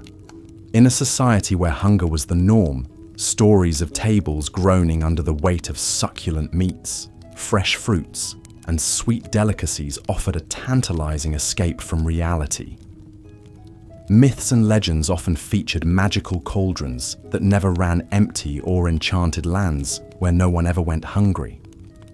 These fanciful tales spoke to a deep, unquenchable yearning for plenty in a world defined by scarcity. But while the medieval peasant might dream of such wonders, their daily reality remained one of unrelenting hardship. The spectre of famine was never far away, ready to descend at the first sign of blight or drought. And even in good times, the diet of the common folk was woefully inadequate by modern nutritional standards. Heavy on grains and light on pretty much everything else, it left much of the population malnourished and susceptible to disease. This chronic malnutrition had far-reaching effects on medieval society. It stunted growth, weakened immune systems, and made childbirth even more perilous than it already was. It sapped strength and vitality, leaving peasants ill-equipped to handle the backbreaking labour that was their lot in life. And it contributed to the general sense of misery and desperation that hung over so much of the medieval world like a pall. Yet despite it all, life went on. Crops were planted and harvested, babies were born and raised, and the great wheel of existence kept turning. The medieval peasant might not have had much in the way of material comforts, but they had their faith, their family, and their community to sustain them. They found joy where they could, in the simple pleasures of a warm fire on a cold night or a full belly after the harvest feast. And they endured season after brutal season with a resilience and fortitude that's hard not to admire. So the next time you sit down to a meal, take a moment to savor the incredible variety and abundance at your fingertips. Spare a thought for your medieval ancestors who lived and died by the whims of the harvest. and be grateful for the centuries of progress and plenty that separate us from those grim, hungry times. Because while the medieval peasant might have dreamed of a magical land of endless feasts, we're lucky enough to live in a world where that dream is tantalizingly close to reality. And that's a privilege we should never take for granted. The plight of the medieval peasant was further compounded by the unbalanced nature of their diets. While the nobility feasted on a cornucopia of meats, fruits, and vegetables, the average serf subsisted on a meagre fare dominated by grains. Porridge, gruel, and coarse bread formed the backbone of their sustenance, supplemented by whatever small morsels they could eke out from their labours. A typical peasant family might count themselves fortunate to have a cow, a pig, or a small flock of chickens. However, the milk, eggs, and meat these animals provided were a rare treat, reserved for special occasions or times of dire need. More often than not, any surplus was sold or paid as rent to their feudal lord, leaving little for the family's own consumption. Imagine, if you will, the stark contrast between a noble's lavish feast and a serf's humble meal. In the great hall of the castle, the tables groan under the weight of roasted meats, savoury pies, exotic fruits, and fine cheeses. The air is filled with the aroma of saffron, cinnamon, and cloves, as richly attired lords and ladies dine with gusto. Meanwhile, in the cramped hovel of a peasant family, a pot of thin gruel bubbles over the fire. The mother carefully portions out the meagre serving, ensuring each member of the family receives just enough to stave off the gnawing hunger in their bellies. The children's eyes widen at the sight of a small crust of bread, a precious addition to their usual fare. The unbalanced nature of the peasant diet took a heavy toll on their health. Malnutrition was rampant, weakening the immune system and leaving the population vulnerable to disease. Scurvy, caused by a lack of vitamin C, was a common affliction, leading to bleeding gums, loose teeth, and eventually death if untreated. In times of famine, known as seasons of dearth, the situation became even more dire. Crop failures due to drought, flooding, or pests could spell disaster for entire regions. With no reserves to fall back on, peasant families were left to starve, their weakened bodies succumbing to hunger and disease. One particularly harrowing tale comes from the chronicler Henry of Livonia, who described a famine in the early 13th century. He wrote of peasants driven to such desperation that they resorted to eating dogs, cats, and even the corpses of the dead. While such extreme measures were rare, they serve as a grim reminder of the precarious nature of life for the medieval peasantry. The unequal distribution of food in medieval society was a stark reflection of the rigid class hierarchy that defined the era. While the nobility enjoyed a varied and plentiful diet, the vast majority of the population lived on the brink of starvation, their meals a monotonous and meagre affair.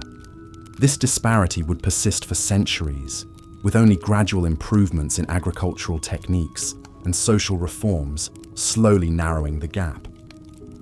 As we continue our journey through the culinary landscape of the Middle Ages, we turn our attention to another scourge that plagued the populace: adulterated food and drink. In a time before strict regulations and quality control, unscrupulous merchants and producers often resorted to cutting corners and deceiving their customers in the name of profit. One common target for adulteration was bread, a staple of the medieval diet. Bakers, seeking to stretch their meagre supplies of flour, would mix in a variety of unsavory additives. Ground acorns, chalk, sawdust, and even ground bones were among the fillers used to bulk up the loaves. The resulting bread was often dense, gritty, and lacking in both flavour and nutrition. Ale and wine, the favoured drinks of the era, were also subject to tampering. In a time when clean drinking water was often scarce, these fermented beverages were seen as a safer alternative. However, unscrupulous brewers and vintners would often water down their products to increase their profits, resulting in weak, insipid drinks that did little to quench the thirst or lift the spirits. The story of Agnes, the alewife, illustrates the temptation to adulterate one's wares. Agnes, a widow struggling to make ends meet, relied on the meagre profits from her small brewing operation to support herself and her children.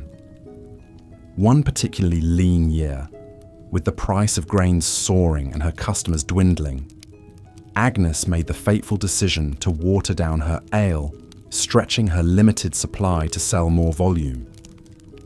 At first, her deception went unnoticed, and Agnes breathed a sigh of relief as the coins clinked into her purse.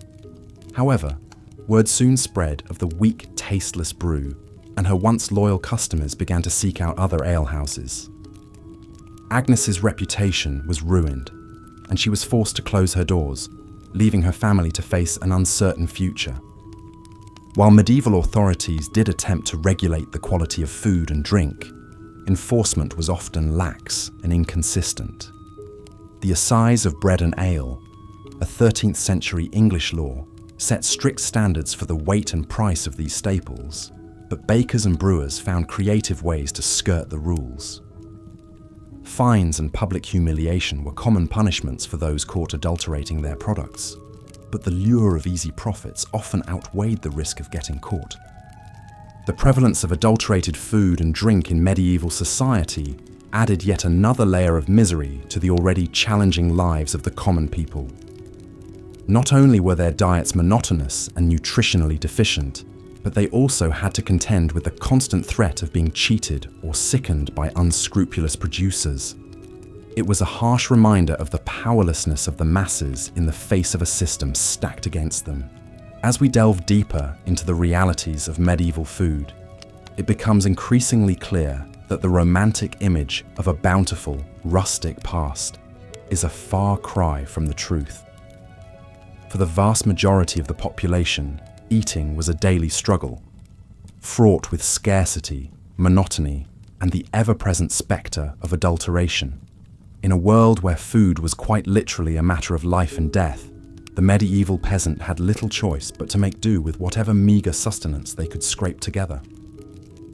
But the challenges of medieval dining were not limited to the quality and quantity of the food itself. The very environment in which people ate was often a source of discomfort and even danger.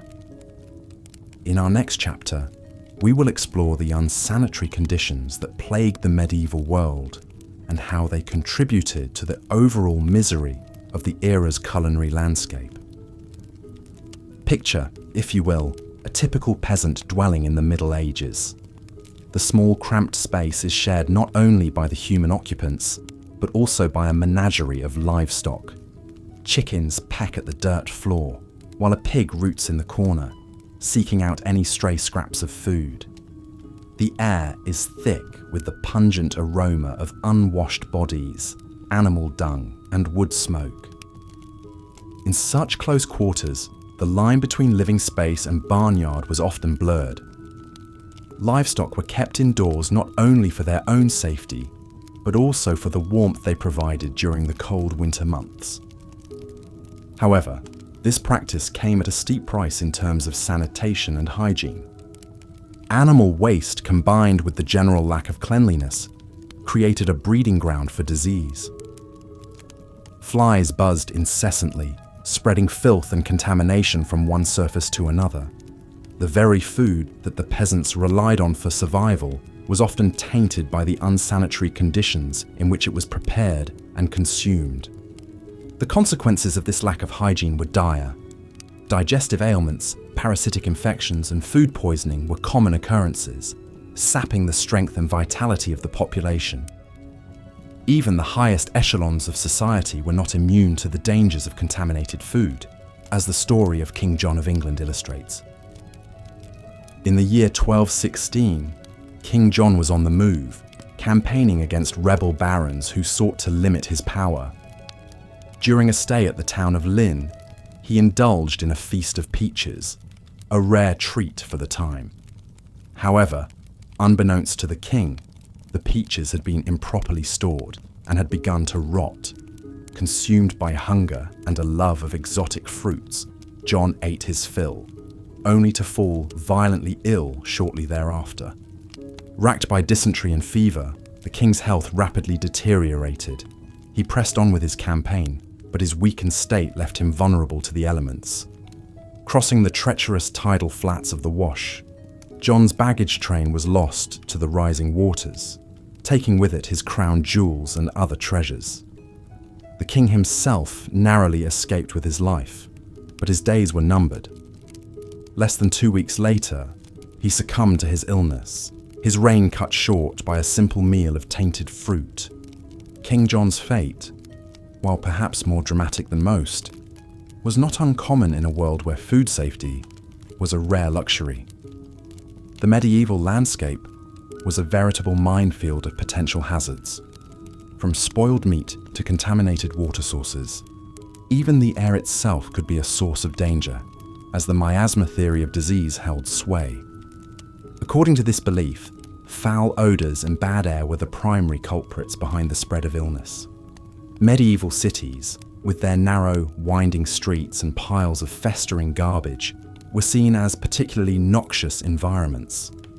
The stench of human waste, rotting food, and industrial pollution mingled together in a miasmatic brew that was believed to be the source of all manner of ailments.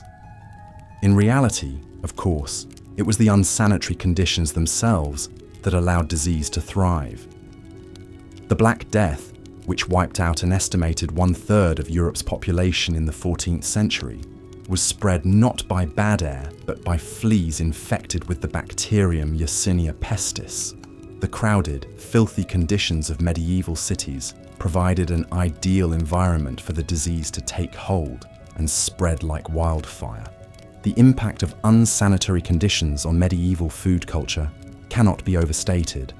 It was not merely a matter of unpleasant odours and occasional bouts of illness, but a pervasive and deadly threat that loomed over every meal. The simple act of eating, which we today take for granted as a pleasurable and nourishing experience, was fraught with danger and uncertainty for the average medieval peasant. In a world where even the most basic standards of hygiene were often lacking, food became not just a source of sustenance, but also a potential vector for disease and suffering. This, combined with the scarcity and monotony of the peasant diet, created a culinary landscape that was as bleak as it was unappetizing. As we continue our exploration of why food in medieval times sucked, it is important to remember that the challenges we have discussed so far, the lack of variety, the difficulty of preservation, the unbalanced diets, and the unsanitary conditions, were not the only factors at play. In our next chapter, we will turn our attention to the role of the church in shaping the culinary habits of the time, and how religious doctrine often compounded the already considerable hardships faced by the average medieval diner. But first, let us take a moment to reflect on the incredible resilience and adaptability of our ancestors. In the face of unimaginable adversity, they found ways to survive and even thrive, leaving behind a legacy that continues to shape our world to this day. As we tuck into our own meals, let us spare a thought for the medieval peasant, whose daily struggle for sustenance was a testament to the indomitable human spirit. For the medieval peasant, the hardships of daily life were compounded by the strict religious doctrines of the Catholic Church. In a society where the Church held immense power and influence, its teachings and edicts permeated every aspect of life, including the most basic of human needs: food. Central to the Church's dietary restrictions were the concepts of fasting and abstinence. On designated days throughout the year, particularly during the season of Lent, the faithful were required to abstain from consuming meat and to limit their overall food intake. For the already undernourished peasantry, these restrictions could be particularly burdensome.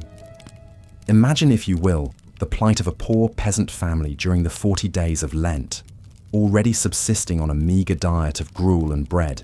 they were now expected to forego even the occasional scrap of salted pork or dried fish that provided a modicum of flavour and sustenance to their meals. The growling of empty stomachs became a constant companion as they struggled to maintain their piety in the face of gnawing hunger. The story of John and Matilda, a fictional but all too typical peasant couple, illustrates the hardships faced by many during this time. With a small plot of land and a few scrawny chickens, they barely managed to feed themselves and their 3 children during the best of times. When Lent arrived, they dutifully put away their meagre stores of preserved meat and resigned themselves to a diet of thin gruel and boiled turnips. As the days wore on, their energy flagged and their tempers frayed. The children, too young to understand the reasons behind their deprivation, cried incessantly from hunger. John, a devout man, struggled to maintain his faith in the face of such hardship, while Matilda secretly dreamed of the savoury stew she would make when Lent was finally over. The couple's plight was not unique. Across the land, peasant families face similar struggles, their already meagre diets further restricted by the dictates of the church. Some, driven by desperation, resorted to poaching in the royal forests, risking severe punishment if caught. Others simply went without, their bodies weakening and their spirits breaking under the weight of their devotion. While the intentions behind the church's dietary restrictions were ostensibly noble, to encourage spiritual reflection and penance, their impact on the peasantry was often dire. In a society already plagued by scarcity and inequality, the added burden of religious fasting could be the difference between life and death. Yet even in the midst of such hardship, there were glimmers of hope and compassion. Monasteries and abbeys, with their vast landholdings and well-stocked larders, often served as a source of food aid for the poor. Monks and nuns, bound by their vows of charity and hospitality, would distribute bread and ale to the hungry, providing a brief respite from the gnawing pain of an empty belly. One such story tells of a kind-hearted abbess named Hildegard, who, upon seeing the gaunt faces of the peasants who came to her abbey seeking alms, ordered her kitchens to prepare a hearty pottage of vegetables and barley to be distributed to all who asked. The grateful recipients, their spirits lifted by this unexpected act of kindness, returned to their homes with renewed strength and a glimmer of hope in their hearts. Such acts of compassion, however, were all too rare in a world where the divide between rich and poor was vast and unyielding. The church, for all its teachings of love and charity, was often complicit in maintaining the rigid social hierarchy that kept the peasantry in a state of perpetual poverty and hunger. As we reflect on the role of religion in shaping the culinary landscape of medieval Europe, it is important to recognize the complex interplay of faith, power, and social inequality that defined the era. For the peasantry, food was not merely a matter of sustenance, but a daily reminder of their place in a world where even the most basic of human needs could be subject to the whims of the powerful. In our final chapter, we will explore the concept of the medieval feast and how it served as a stark contrast to the daily realities faced by the common people. Through the lens of this lavish display of wealth and abundance, we will come to understand the true depths of the inequality that defined the era and the ways in which food served as both a source of nourishment and a symbol of social division. But first, let us pause for a moment and imagine ourselves in the place of the medieval peasant, their hunger a constant companion, and their faith tested by the unyielding dictates of the church. In their struggles and their resilience, we may find a deeper appreciation for the abundance and choice that we so often take for granted in our own lives. As we have seen, the life of a medieval peasant was one of constant hardship and deprivation, with food being a daily struggle rather than a source of pleasure or comfort.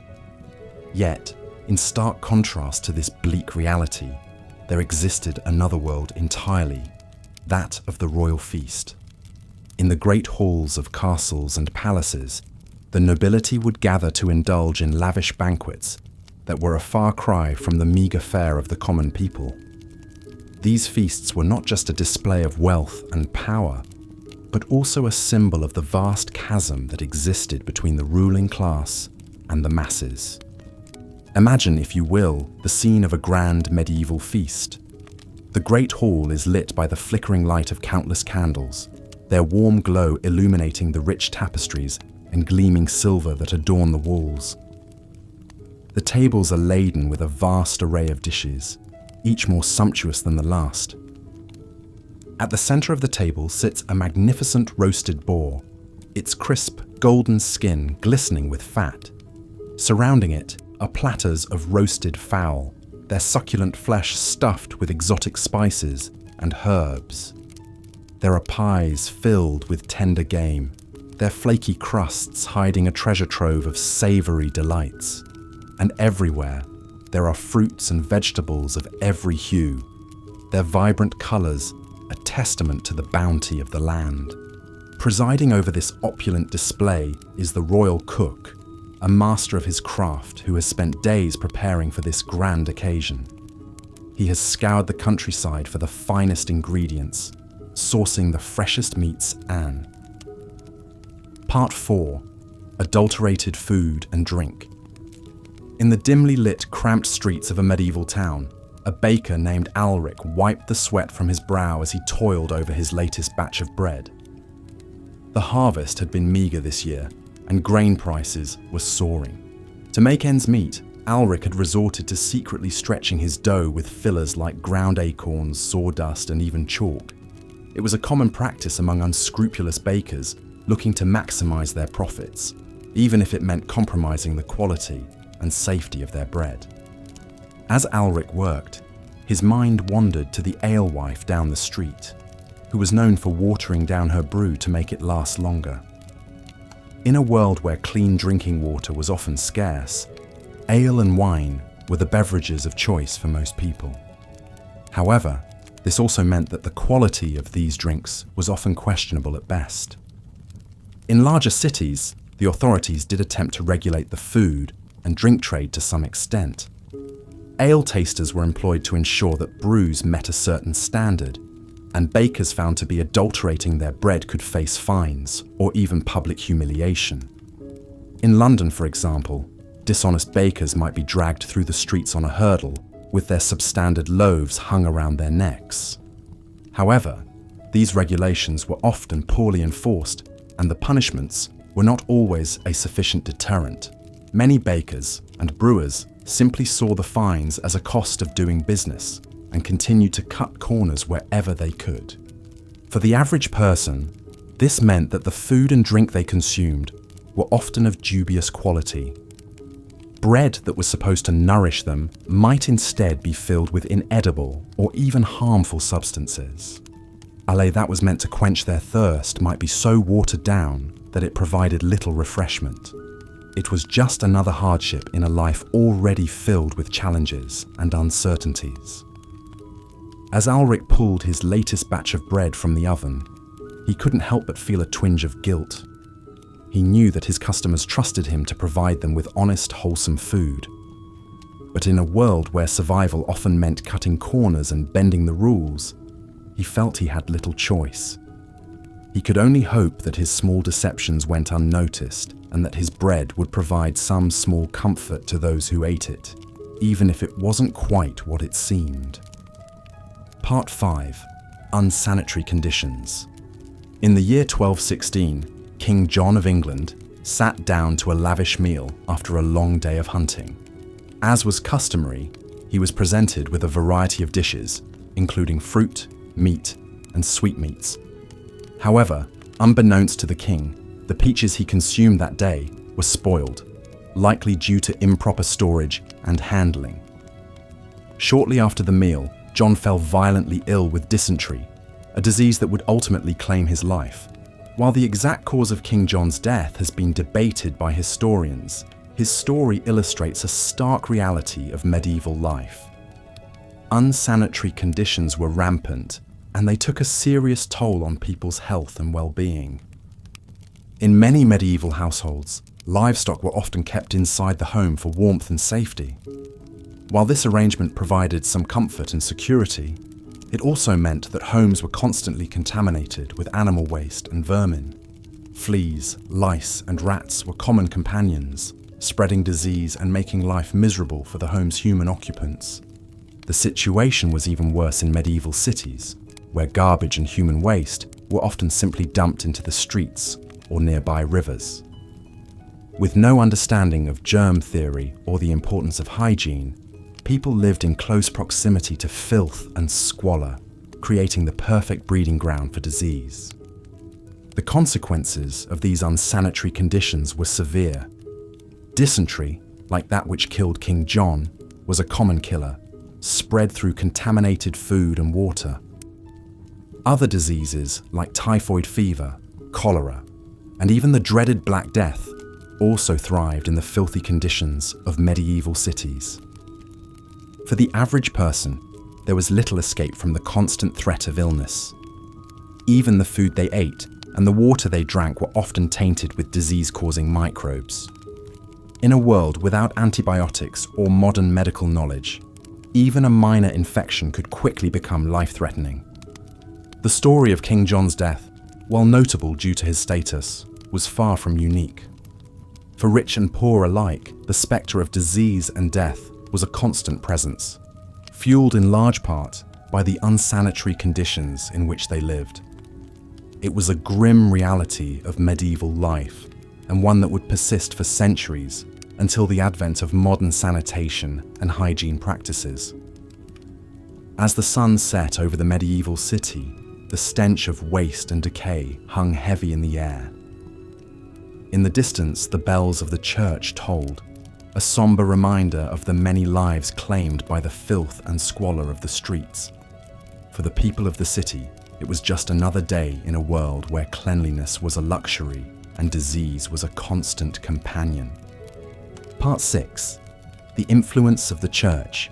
In a small cottage on the outskirts of a medieval village, a peasant family gathered around their meager evening meal. The fare was simple, a thin pottage made from vegetables and a scrap of salted pork, accompanied by a hard crust of bread. It was Lent, and the family was doing their best to honor the church's mandate to fast and abstain from meat during this holy season. For the peasants, the Lenten fast was a particularly difficult challenge. Their diets were already severely limited by their poverty and the scarcity of food. Giving up what little meat they had access to meant subsisting on an even more meager and monotonous diet than usual.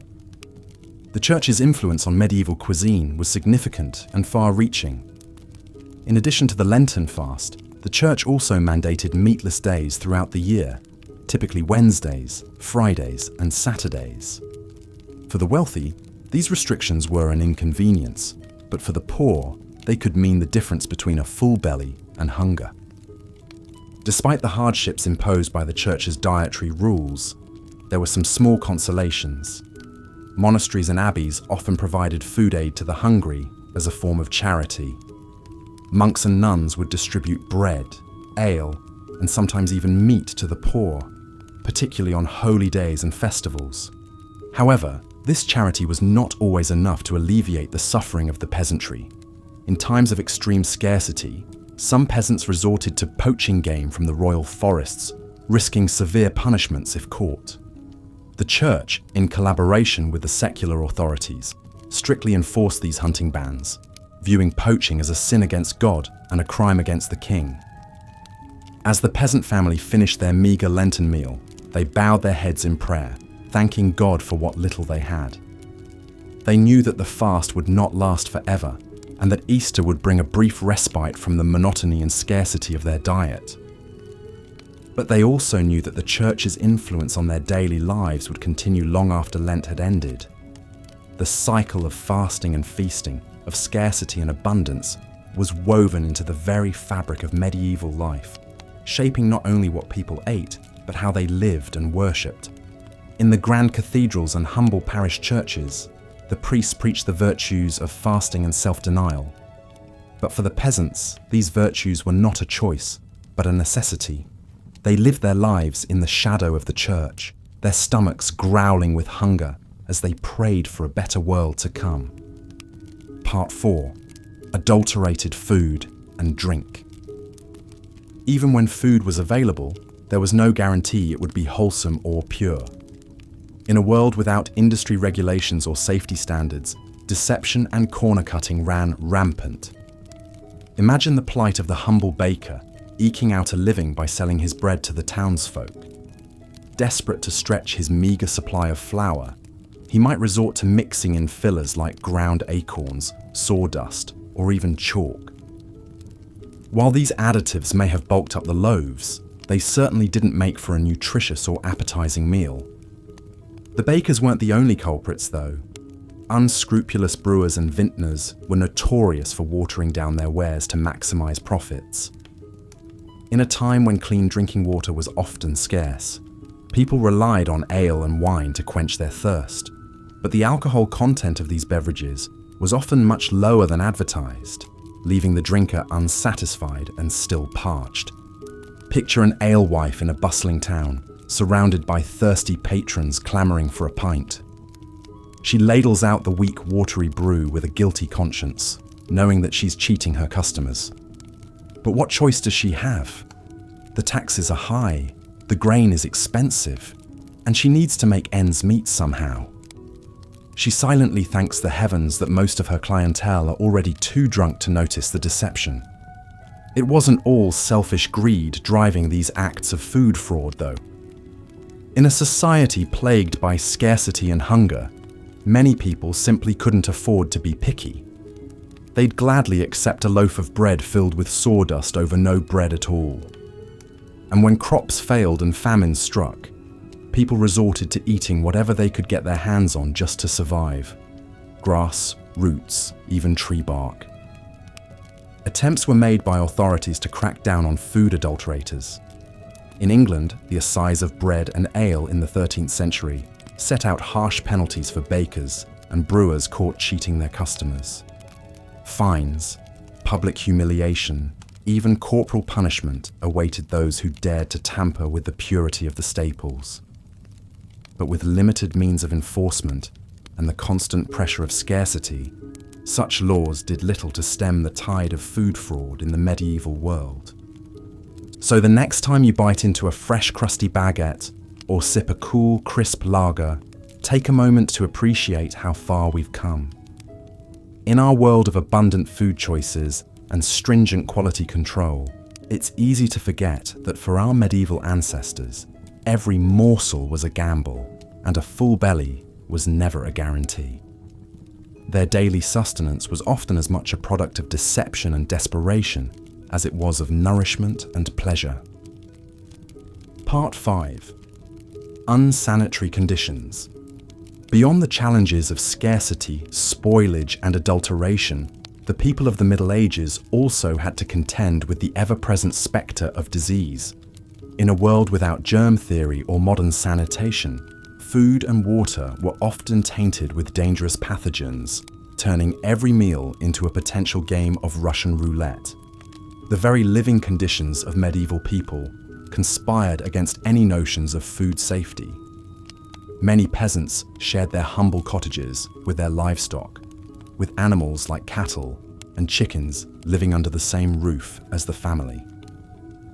While this arrangement provided some warmth and security for the beasts, it also meant that animal waste and insects were a constant presence in the home, contaminating food, water, and surfaces. Cities were even worse, with narrow, filthy streets and crowded tenements creating the perfect breeding grounds for disease. Garbage, human waste, and animal carcasses piled up in the gutters, tainting the air and seeping into the water supply. The stench alone would have been overwhelming, but the real danger lurked in the millions of microbes swarming on every surface. It's no wonder that medieval people had such short lifespans, with disease cutting down young and old alike. Even the nobility weren't immune, despite their superior living conditions. The tragic story of King John of England serves as a cautionary tale. In 1216, while on a military campaign, the king gorged himself on peaches and cider, only to fall violently ill and die a few days later. Chroniclers at the time attributed his death to gluttony, but modern historians suspect that the real culprit was more likely food poisoning from contaminated fruit. The greatest scourge of the medieval world, the Black Death, was in part enabled by the unsanitary conditions that people lived in. The plague was spread by rats and fleas, which thrived in the squalor of medieval cities and towns.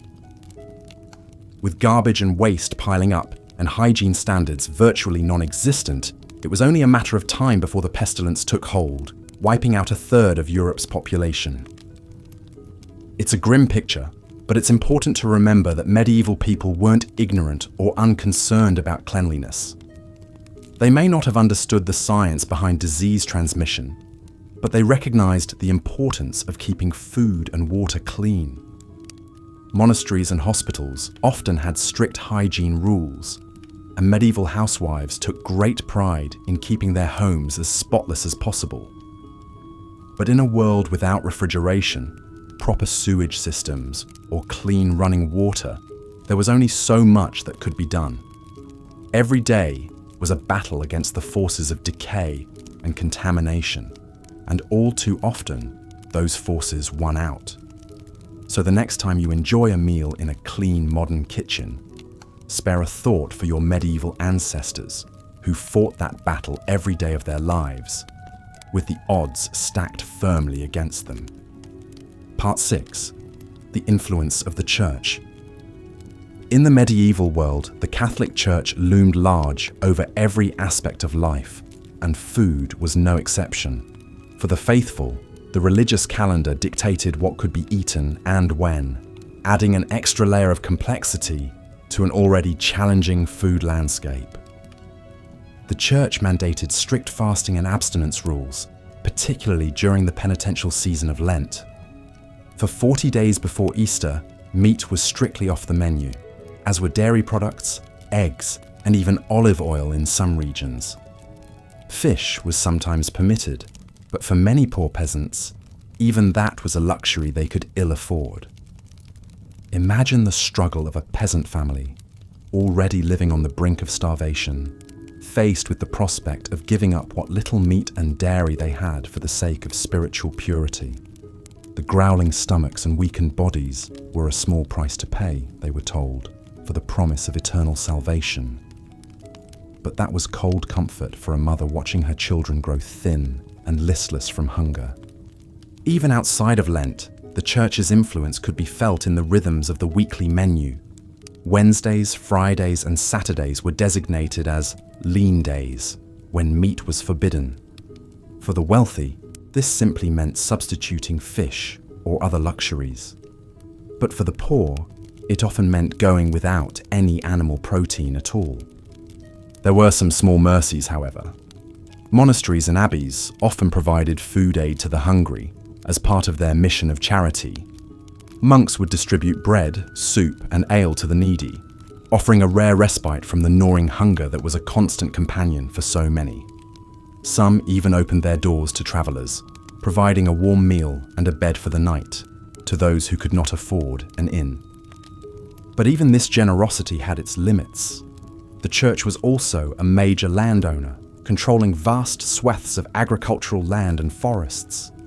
Peasants who dared to poach game from these lands to feed their families faced severe punishment, including fines, flogging, and even exile. The irony of a supposedly charitable institution hoarding its wealth while its flock starved was not lost on many. The impact of the Church's dietary restrictions on the medieval populace cannot be overstated.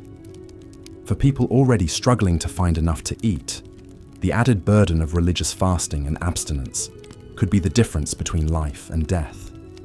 And yet, the fear of eternal damnation was a powerful motivator, driving people to endure even the most extreme privations for the sake of their immortal souls. Today, we may look back on these practices as archaic and even cruel, but for medieval people, they were a fundamental part of the fabric of life.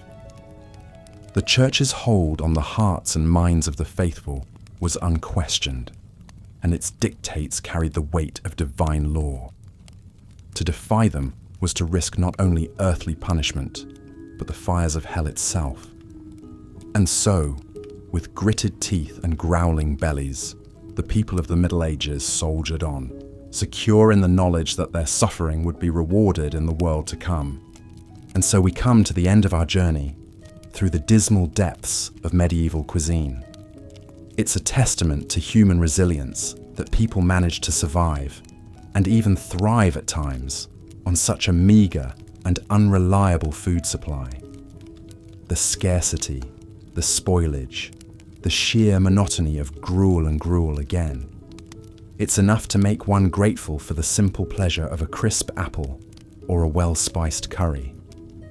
Can you imagine the astonishment on a medieval peasant's face if they were transported to a modern supermarket? The gleaming aisles packed with more food than a king's banquet hall, the rainbow of fresh fruits and vegetables in the produce section, the fragrant loaves of bread that would have seemed like manna from heaven to a hungry serf, and the sheer abundance of it all, enough food to feed a village, all under one roof. Of course, we still face challenges in our modern food system. Inequality, waste, environmental degradation. These are all issues that we must grapple with. But we have also made incredible strides since the days of rancid meat pies and turnip gruel. We have a greater understanding of nutrition, of food safety, of the importance of variety and balance in our diets. We have the ability to preserve and transport food across great distances, to enjoy flavors from around the world in our own kitchens. So the next time you sit down to a meal, take a moment to savor it. Appreciate the complex interplay of flavors, the freshness of the ingredients, the skill of the preparation, and spare a thought for our medieval ancestors who endured so much hardship and hunger in the face of such scarcity. And with that, we come to the end of our boring history of medieval food. I hope it has provided some interesting context to your understanding of the past, and perhaps even lulled you into a peaceful slumber. If you enjoyed this video, please consider giving it a like and subscribing to the channel for more soporific historical content. Until next time, sweet dreams.